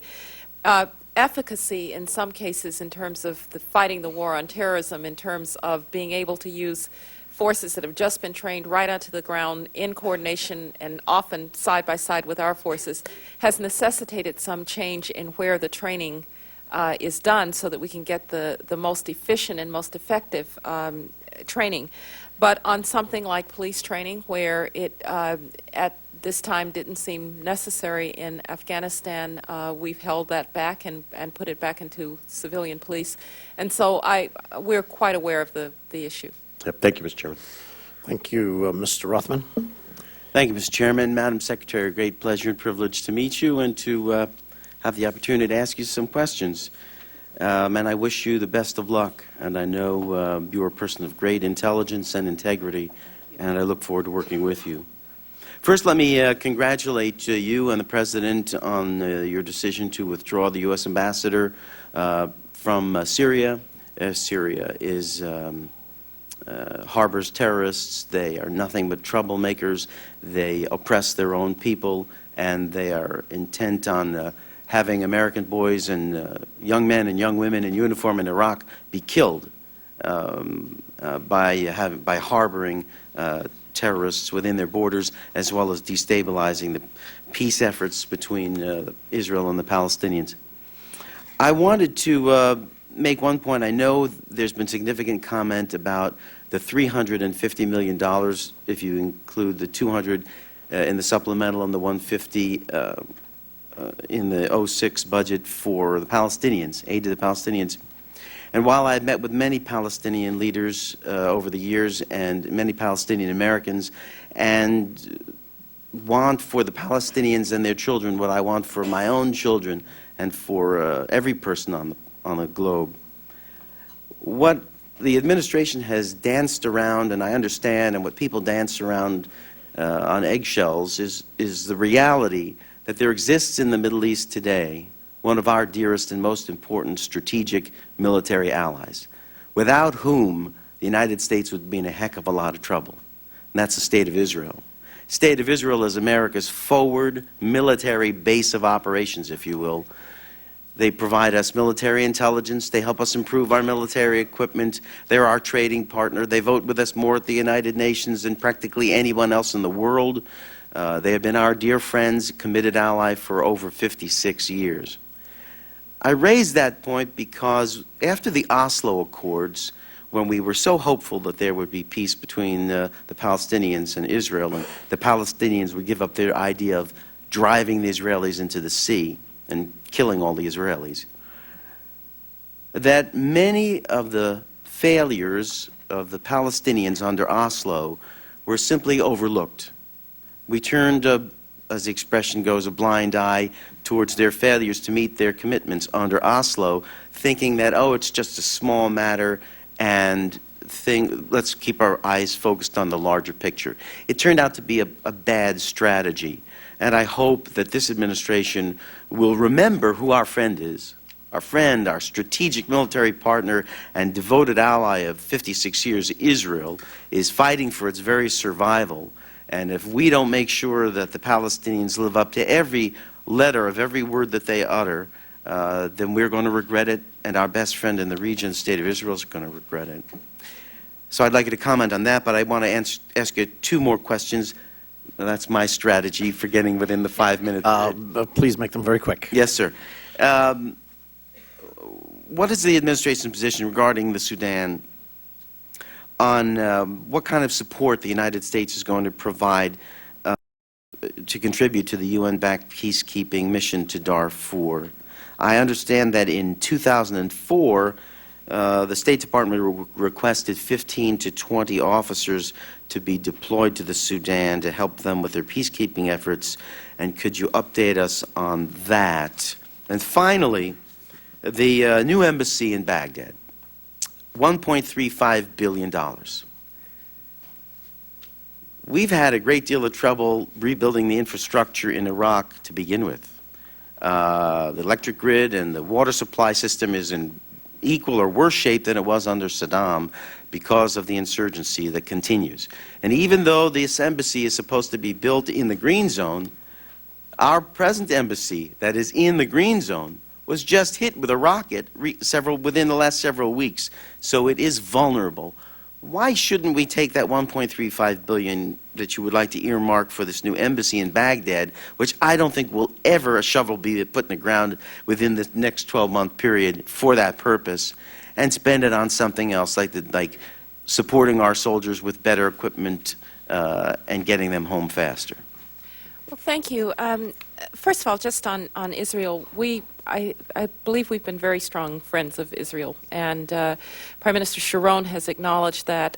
We have really acknowledged that Israel cannot be expected to turn a blind eye to terrorism that is committed against it. And I think that has helped change the environment in the Palestinian territories. The president also refused to deal with Yasser Arafat, who I think never did make the decision that in fact he was going to live, that the Palestinians were going to live at peace with Israel. And I do believe that the fundamentals have changed some here, and that you're looking at a leadership now that at least recognizes that their future is with a peaceful, negotiated solution, not Whether with. they'll have the strength to fight the insurgents is the question. That's right. Usually 5 minutes to ask the question. So. And that's why we are going to spend some effort working with them on their security forces to try to make those security forces part of the solution, not part of the problem.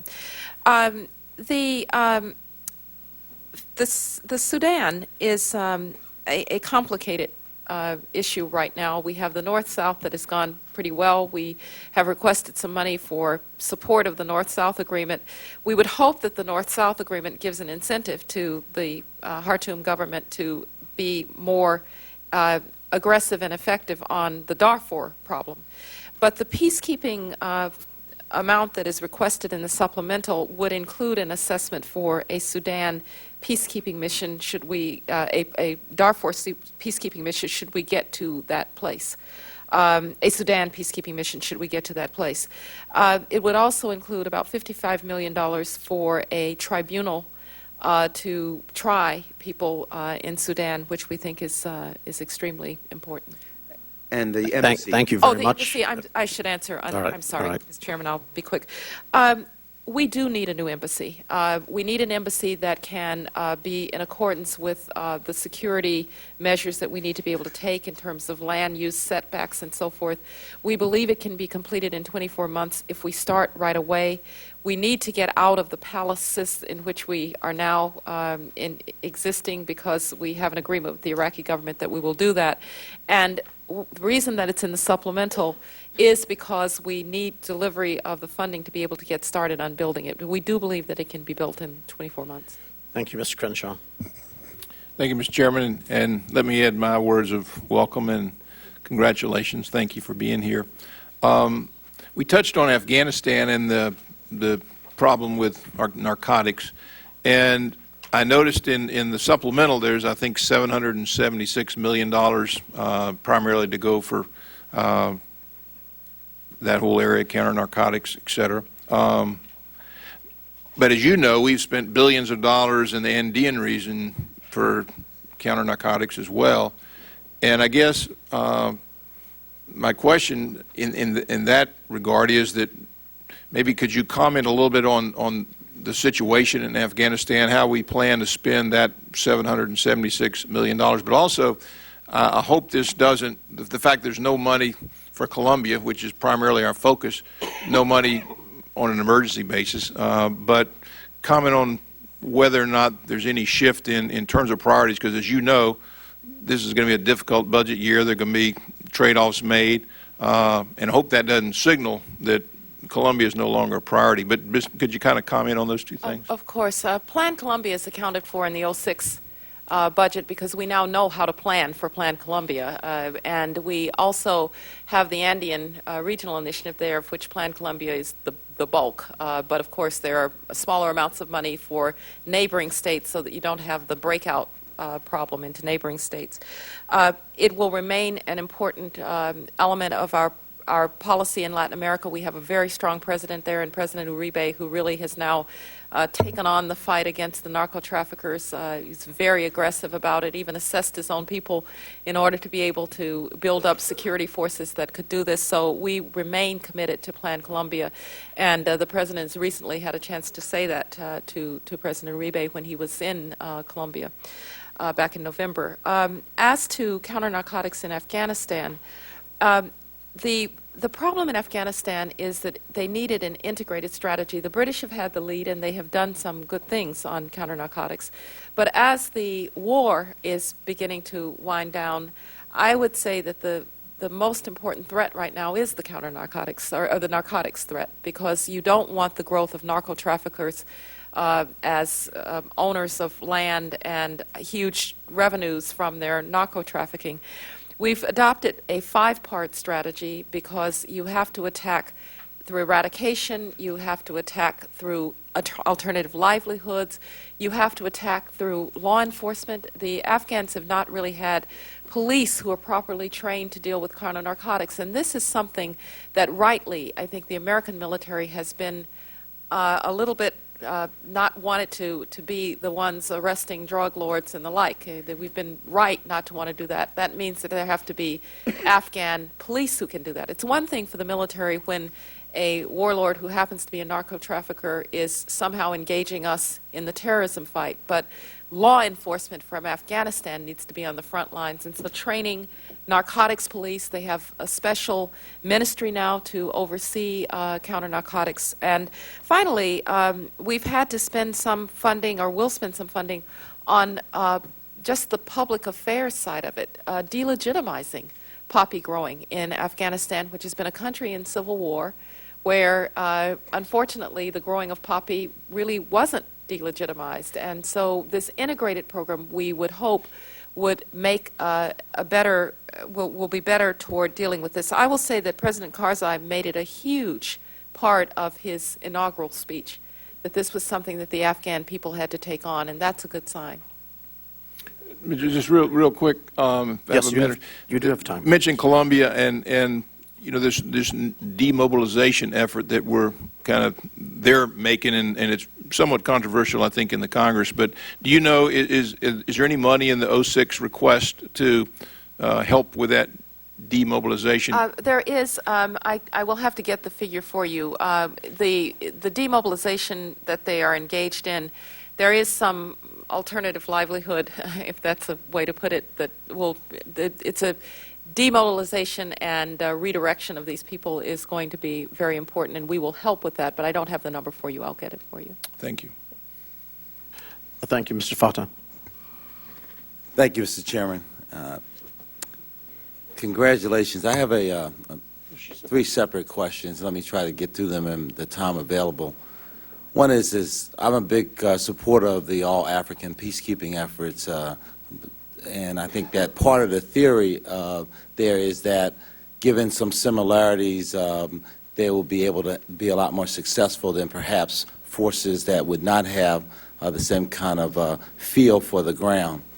And I want to transfer that to Iraq for a second. I sent you some correspondence on February the 2nd asking as to whether or not you could look into whether or not we could supplant the use of American forces in Iraq with using some of the forces from our Arab allies in the region so that we could withdraw our forces and have more of an all-Arab or all-Muslim force there until such time as Iraqis were sufficiently trained to do their own security.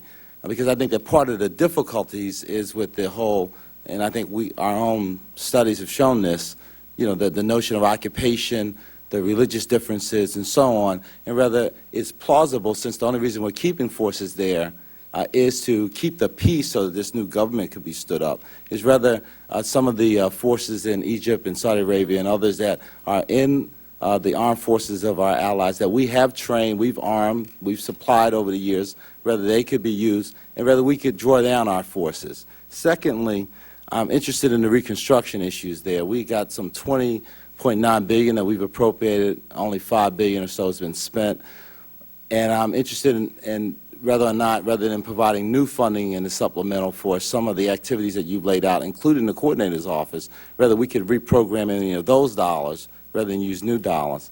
And the second part of that question is about the use under the occupation authority of set-asides and particularly sheltered markets in the Iraq theater for some of the contracting, and whether you're going to expand that theory in other places around the world. It's an interesting contradiction, actually, to the administration's position here at home, which I know you personally differ with, that they're not in favor of set-asides or affirmative action, but we're using that in Iraq and to make sure that Iraqis have some opportunity at these contracts. And I'd be interested in whether or not the State Department is going to pursue that in other places around the world. And my last question is about the Middle East. I have thought for some time now that a pre-commitment of of American peacekeeping involvement, if there was a just and lasting peace arrived at between the parties, that it may push forward more quickly a resolution. We have peacekeepers after the Camp David Accord with Egypt that have been in the Sinai for a long time now, and it has helped, I think, solidify that accommodation. And most think that if there was a deal today, we would be involved in securing the peace anyway, and whether a more out-front commitment, assertive commitment in that regard, would help the parties come to an agreement. Thank you. Thank you. Thank you, Congressman. On the Arab forces, first of all, I agree about the African forces, and we've been major proponents of having African peacekeeping forces well trained. In terms of Arab forces, it's a bit of a double-edged sword. The Iraqis have not wanted, for instance, to have their neighbors for a whole variety of historic reasons involved in any kind of military or military operations in Iraq.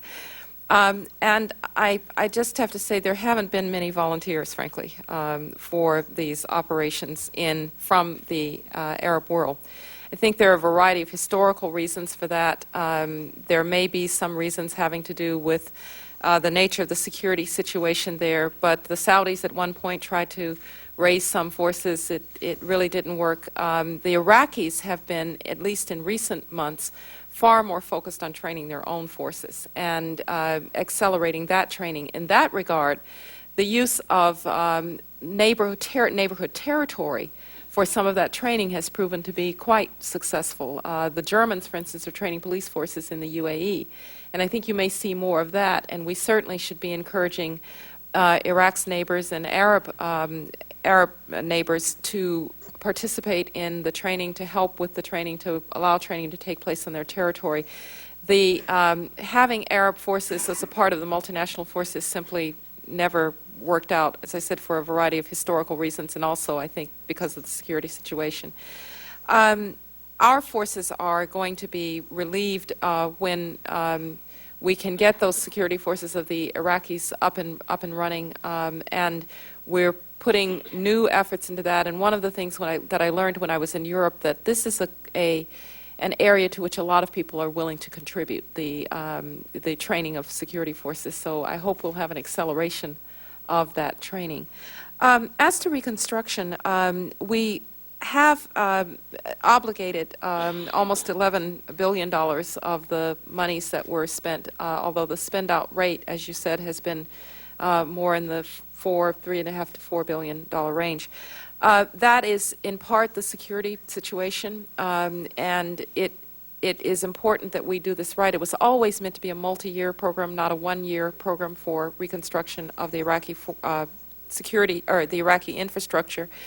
What we are trying to do, and there have been a couple of reprogrammings, and people have been very responsive, and I appreciate that, is that as the situation has changed, we have gone away from some of the larger projects that would take place over a longer period of time to smaller, quicker acting projects that focus also more on job growth for the Iraqis, because unemployment is a big problem in places like Baghdad. Quick acting projects that we can use. There was a program reprogramming for $430 million or so for projects related directly to job creation, and also in some of the post-conflict cities like Najaf or Fallujah, places that had insurgencies, where we've gone in, done the military work to make sure that some monies can get into those places to stabilize those post-conflict circumstances. In terms of improving the possibility that Iraqis will actually participate in the contracts, we have made one of the conditions or one of the criteria in the selections of contracts that Iraqi labor and Iraqi skills be used. There are some tasks that really there are only a few contractors in the world, in some cases one or two, who can perform those functions, but we've tried to address the question of Iraqi employment and Iraqi engagement by strongly urging that. And in some of the more local projects, particularly ones run by commanders, Iraqis have been quite involved, even Iraqi construction firms and the like. Finally, in the Middle East, I don't think we're at the point, unfortunately, yet where we're thinking much about what kind of peacekeeping force will enforce the peace, although I certainly hope we will get there. What we are doing, and has been very helpful to the parties, is that the United States is taking a major role in the security coordination, security training, security equipment, equipping, not supplanting the parties, because they need to be able to do the security coordination between them, but when we are needed, being a major part of that. And that's why the appointment of General Ward from the Deputy Commander of the 7th Army Europe, I think, has been very well received, and he'll go out there sometime this week to meet with the parties. In that role, we've been very much welcomed, and I think we'll just have to see what is going to be needed when we finally do have a peace. Thank you. Madam Secretary, before I call on the next person, Mr. Sweeney, let me just note that the chairman of the full committee has asked the subcommittee chairman to meet with OMB Director Josh Bolton here at 4 o'clock, and so I'm going to depart. And Mr. Sherwood, the vice chairman of the subcommittee, will take the gavel here. But I would also note for Mr. Sherwood and the others that the secretary has to leave promptly by 4:20. So I think we're only going to get through the round of questioning of the next two final people. Perhaps Ms. Loy will be able to ask a couple of questions, but I think that's about as far as we will get. I have literally scores of questions, unanswered questions, which brings me back to the point I made at the beginning that I hope that you or your designee, by that time perhaps the undersecretary, will be on board, and we can have one of you back up here. And we also need more detail on the supplemental request. We have a lot of detail that's missing on that, and that has to be the first order of business because we've been instructed by the chairman we're going to move very quickly on that. We'll certainly work with you. Thank you very much. So I will call on Mr. Sweeney and ask Mr. Sherwood to take the gavel. Thank you, Mr. Chairman. Madam Secretary, welcome. It is both a spectacular and an exciting time in the broad sense, and I think certainly as it relates to your service to the country. If you think about it, we've had free elections in the Ukraine, in Palestine, in Afghanistan, in Iraq, and I think a lot of it is due to the good work that you've done for the American people and really for the world, and I wanted to say thank you for that great work. As the chairman mentioned, we need to, this is an appropriation hearing, and we need to kind of get to the dollars and cents of a lot that is out there. So I'm going to jump in. I have a couple of other questions that I'll send to you, but I'm going to jump into one of the supplemental questions. You partially answered it when Mr. Rothman asked you about the expenditures on the Iraqi embassy, the construction of the Iraqi embassy in Baghdad. Having been there, I agree with you. We need to get out of those palaces. We need to have a different face on it. But my question is this. Last year, as a member of the Commerce Justice State Subcommittee, we we inserted language that was called the Capital Security Cost Sharing Program into the appropriation bill, the Department of State's bill, requiring that the agencies sort of pay their fair share of the costs on securing and building embassies around the world. And my confusion is this. I understand you're saying it's an unexpected need, or it's a new need that we hadn't necessarily anticipated, at least probably in terms of the detail. But I'm confused as to why $658 million in this supplement and what's DOS's contribution to that.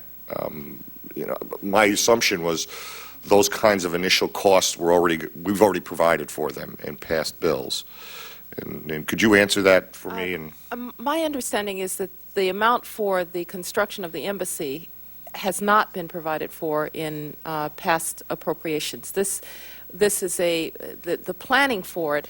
We had begun, but between 2005 and 2006, and the reason we want to do it in a supplemental is that we really like to get started, and obviously the appropriation will be available from the SUP before it is available from the 06 appropriation, that this is now the appropriation for that building. I will check to make certain that I'm right on that. But if you would, and if you would be able to just provide for me, sort of the balance of what is DOS's commitment already on it, and how much is that in those kinds of things. I'll get that for you. And we will be having conversations, I'm sure, in the next several weeks that'll get to that nitty-gritty. Second question I have relates, this is probably a little more philosophical than it is dollars and cents, but relates to USAID. And a little bit of a pet peeve that I have. I think they do great work We've got a request for almost $800 million in the '06 budget. Some would say that that is not nearly enough to provide for the infrastructure, the health and sort of social services kinds of programs they provide. But one of the, and you've touched on it, and I've heard you speak about this, one of the important needs that we have in developing countries or emerging markets is the need to help financial institutions, and sort of the economic infrastructure needs to kind of be provided for as well.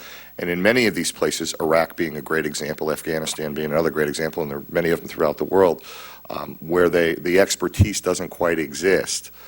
It seems to me that we've structured USAID in such a way and our diplomatic endeavors such a way that we don't have a mechanism in place to have that kind of dedicated focus on the establishment of financial services. For example, Bush 41 administration created a financial services volunteer corps. A former undersecretary in the Department of State, John Whitehead, heads that up. He's worked with me frequently with his frustrations in trying to find a more established way to begin to work in those markets.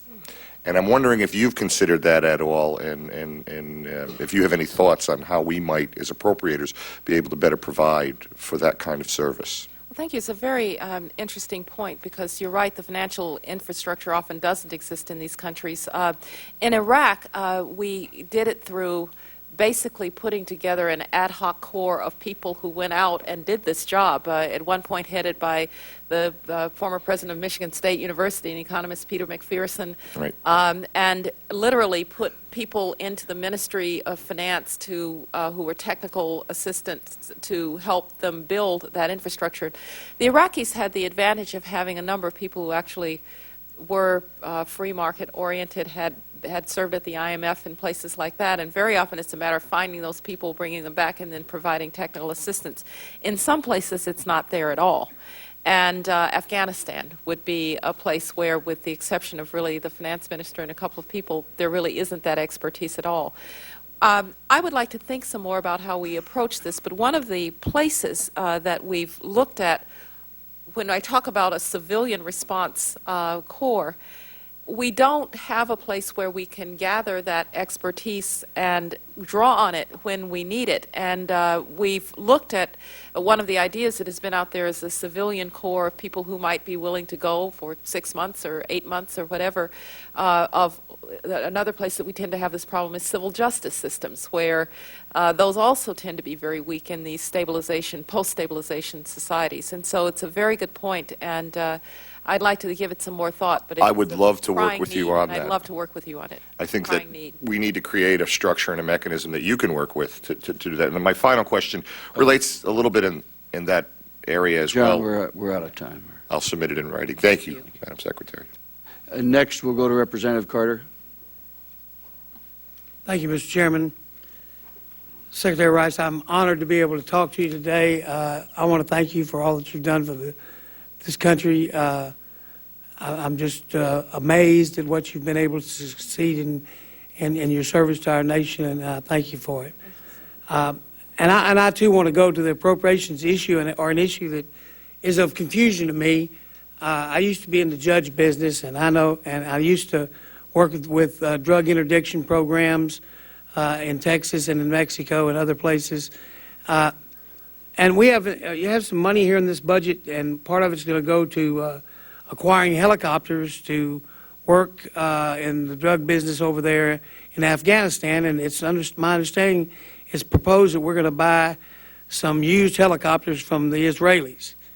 I question why we would buy what I think are probably not as good a helicopters as we have in the Huey available right now, and why we would buy them from the Israelis, which would clearly inflame much of the conscience, especially of the radical Arab terrorists, that we were using Israeli helicopters in a Muslim country.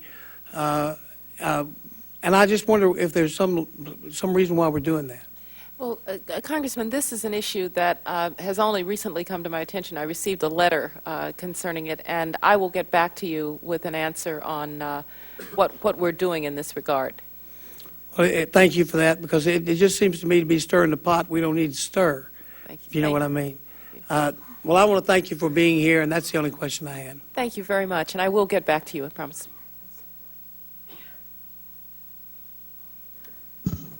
Mrs. Lowy. Thank you very much. Once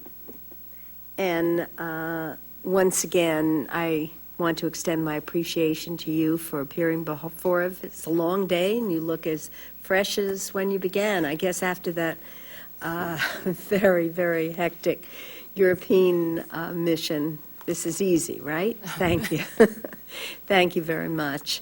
By the way, I believe, I didn't hear your response, those were American helicopters, B-12 helicopters that were available ready. Isn't that correct? They're American-made helicopters.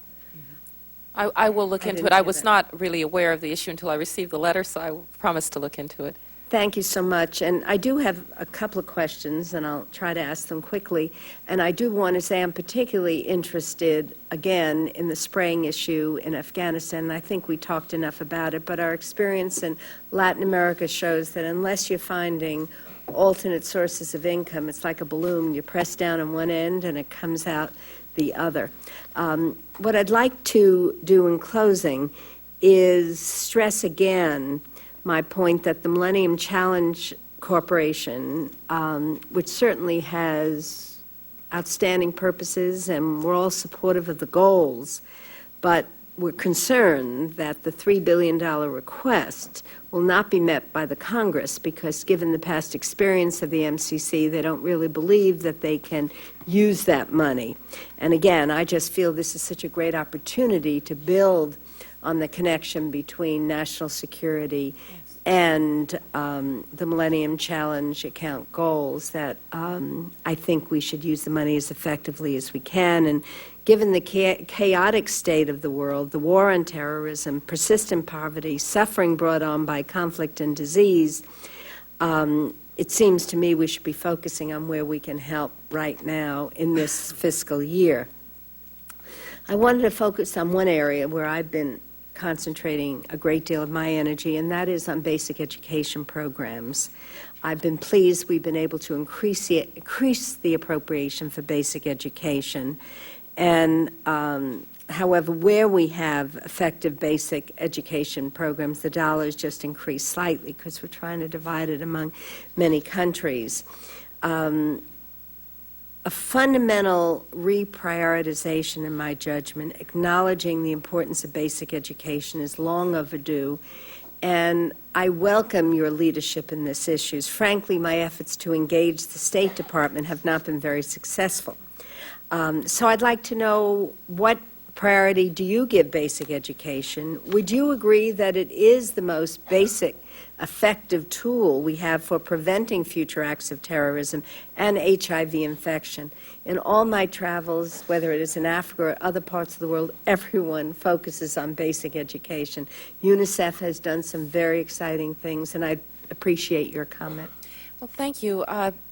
Education, basic education is really very critical, and especially, interestingly, education of girls, of course, is a particular subset of that. If I didn't see the sand falling, I would have gone on to talk about that. Because in places where girls are not educated and then have no future, those tend to be places that are not very well developed. It's an interesting correlation. I would hope that we can look at this together. I'd be most happy to talk with you about it. We've done some USAID has some wonderful programs in education, textbook work in Pakistan, where you have in President Musharraf somebody who wants to reform the educational system, even reform the madrasas to make these places that are teaching basic skills. We obviously are always trying to be sensitive, as you would be sensitive, to the fact that it can't be America coming in and doing their education. We have to support their educational initiatives and efforts.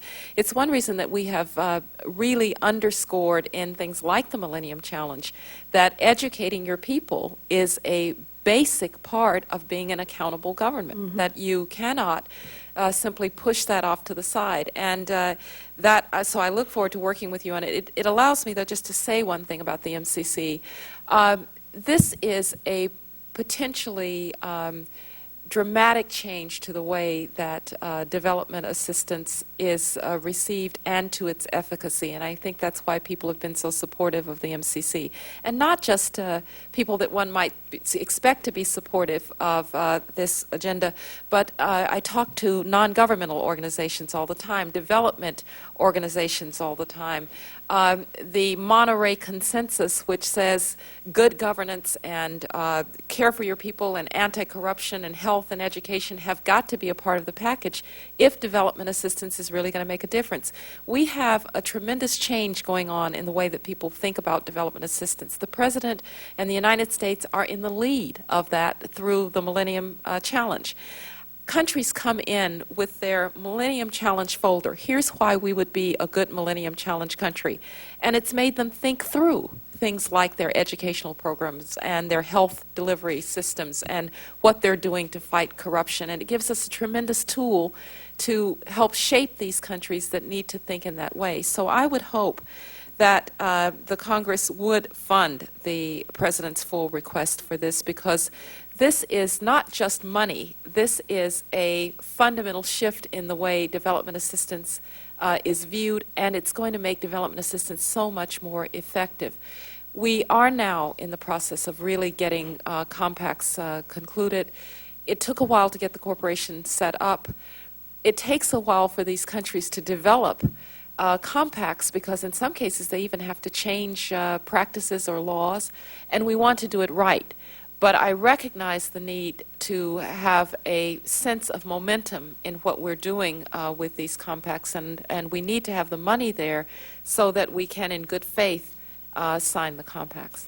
If I may just briefly respond to Secretary, because I don't want you to misunderstand my views. I look forward to working with you on the Millennium Challenge account. I am enthusiastic about your enthusiasm, and I respect the President's creativity and his initiative. My only concern is that money is very tight in this budget cycle, and appropriating $3 billion when they haven't spent anything may be counterproductive, especially when other people are closing in with other budget requests. So I applaud your enthusiasm. I look forward to working with you. I'm hoping every country will place education first, because I do believe that would be a wise priority. And I look forward to having further discussions with you. Terrific. I look forward to it. Thank you. Mrs. Lowy, spoken like a true Republican. You know. Madam Secretary, we very much appreciate your time here today. And as you may remember, about 3 years ago, we had a discussion around the big oval table down at the White House about what we were going to do after we won the military action in Iraq. And I wasn't as successful in that day getting the discussion changed as I would have liked to have been, but throughout our history, we've had pretty good success a couple times in transforming nations into democratic or quasi-democratic countries. Our success in Europe and in Japan after World War II are notable examples. And recently, we've had moderate success in Bosnia and Kosovo. At least we don't hear of the problems anymore like we used to, and we're not having a large loss of life there like we were. And key to these successes, of course, were a substantial military presence over an extended period of time, which is something we've got to be ready for in the conflict we're in now, substantial economic assistance and movement towards elections and establishment of civil government and return of refugees and all those very important things. But through the command and control models that we utilized in Bosnia and Kosovo differed from the World War II experience. What lessons have we learned in Bosnia and Kosovo that we can bring to bear in Iraq and help us solve this, the very thorny situation? Yes. I think the most important lesson, in a sense, from all of these conflicts is we were very successful in 1945, but we did it. We did do it in occupation, and there was no question about it. It was a while before governments emerged, but even then, you had to have local leadership, indigenous leadership emerge, which would be a part of the decision-making process and actually able to make decisions on behalf of the people.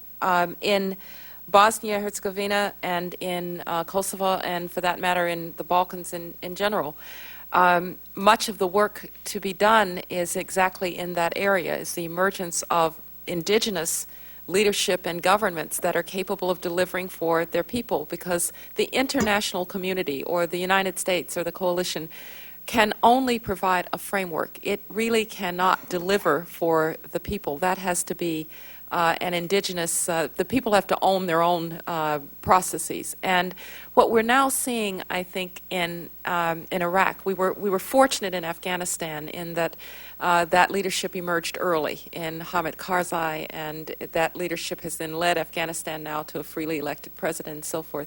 But what we're now seeing in Iraq, after the emergence first of the interim government and now the election of a government, is indigenous leaders that are, on behalf of their own people, going to stake out a political future. And we are now back in the process of providing a framework for that, providing to the degree that they cannot provide it security and stability, providing to the degree that they cannot provide it resources along with international partners for reconstruction and the like. But people have to chart their own course. And what was very encouraging about the Iraqi election was that despite the terrible threats against them and the terrible violence, they decided that they were going to vote and they were going to elect people to chart that course. I think the most important lesson from all of these is indigenous leadership has to emerge. The international community then has to provide them a framework and the development of the institutions, but it cannot substitute for good, strong indigenous leadership. Thank you. I think the committee was loud and clear today that we're very concerned that the drug problem in Afghanistan could undo all our hard work. Congressman Fattah. Thank you, Vice Chairman Sherwood. Let me just ask, rather than a three-part question, a two-part question this time. And thank you again for appearing before the committee. I'm interested in this drug issue too, and I'm interested in closer to home. We have a number of Caribbean countries right here that have been impacted negatively by narcotics trafficking and the influence of the money and the corruption from that on their governments.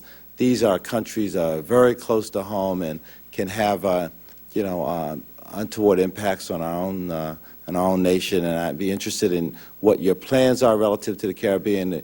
The whole question about diversifying these economies and the unfortunate result of our actions in terms of the banana regime and the challenge before the World Trade Organization. I think it's having a lot of impacts. We were talking a little bit before about economic controls in Iraq reconstruction, and just to revisit these dollars, a billion here, a billion there, pretty soon it adds up to some money.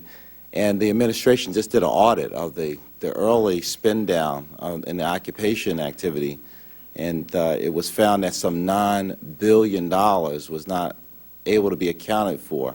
Now, Ambassador Burma says, well, it's a war situation, and we were dealing in cash, and we couldn't wire it around. And but it leaves some question, at least in my own mind, if we're talking about the inability of Iraqis to keep track of dollars, when we had so many Americans there as part of the occupation authority, we should at least have some initial understanding of where those dollars went.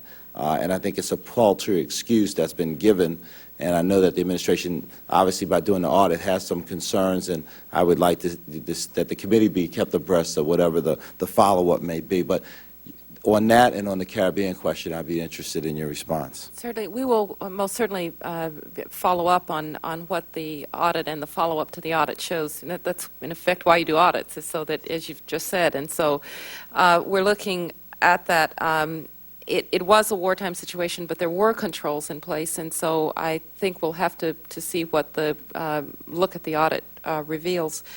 The Caribbean has been an important area for us. We've had, of course, the Caribbean Basin Initiative, a series of trade and other mechanisms to try and help grow those very small economies. One of the things that we've encouraged them to do is to lower barriers between themselves. I mean, this is one of the problems sometimes among developing countries, if you know, which I'm sure you know, is that the tariff barriers between them are actually higher than the barriers from the outside, and so we've encouraged them to do that. They are at various stages of development in that regard, but the corruption problem, the CARICOM has had discussions about corruption initiatives, anti-corruption initiatives, because as you very well note, the same corrupt judge or corrupt policeman or corrupt border guard that allows a terrorist to cross also allows a drug dealer to get away with it, or an arms dealer. So when you improve the infrastructure against corruption by having a civil justice system that works, police that are not corruptible and the like, you really do improve overall security for the region. So we've been very concerned about that. Of course, Haiti is a special case, and there the goal has got to be to use this transitional period to get the Haitians to elections in the fall. But in the meantime, probably the most important thing, it goes back to the policing issue, is to have a demobilization of these militias and the building of a professional civilian police force in Haiti. And the Brazilians are leading right now a peacekeeping force that has significant policing functions and significant policing component. But if Haiti needs anything right now, it needs a civilian police force that is actually professional and capable. And we've spent a lot of our efforts on that. So the Caribbean has been a play. The President has met a couple of times with the CARICOM leaders. We've had some initiatives through CARICOM, but I think the Caribbean Basin Initiative is probably the most important. Congressman Carter, we could have a short one. I'll try to make it short, Mr. Chairman. Madam Secretary, when you're looking at the drug problem in Afghanistan, those drugs, the vast majority of the drugs that are being produced in Afghanistan are being wholesaled and retailed in Europe. Are we going to receive some assistance in this war on drugs in Afghanistan? It's going to be to me, I see that as a very cautious thing to do. We certainly can't go in right now and spray poppy fields, because the Afghans do not take kindly to foreign imposition into their business. The Russians can testify to that. And so I think we have to be cautious. That has to be an Afghan or an international objective, not just an American objective. How do you view that, and where would you see that, and are they going to cooperate? Well, thank you. In fact, the British have had the lead on the counter-narcotics effort, and there are a number of countries that are contributing to the counter-narcotics effort. We've gone back to the British, and they've agreed to do more as a part of a coordinated effort. And indeed, the Russians have even expressed some interest because they are suffering the effects of narcotics on the streets of Russian cities. So you rightly say that the problem of destabilization of the Afghan government by the growth of narco traffickers who become political factors is one that we all have to care about. But the fact that some of this product ends up in European cities has gotten the attention of the Europeans, and they've been contributing, and we would expect them to contribute more. Thank you. The famous French Connection came out of Afghanistan. Right. Thank you. Madam Secretary, thank you very much. Thank you very much. Very productive. Thank you to the members of the committee. I look forward to working with you. This committee stands adjourned. You may indeed. Who should I make it to? Oh, just your name. Okay. Or David. Let's see, is it silver or, okay, so I'll sign it here. Okay.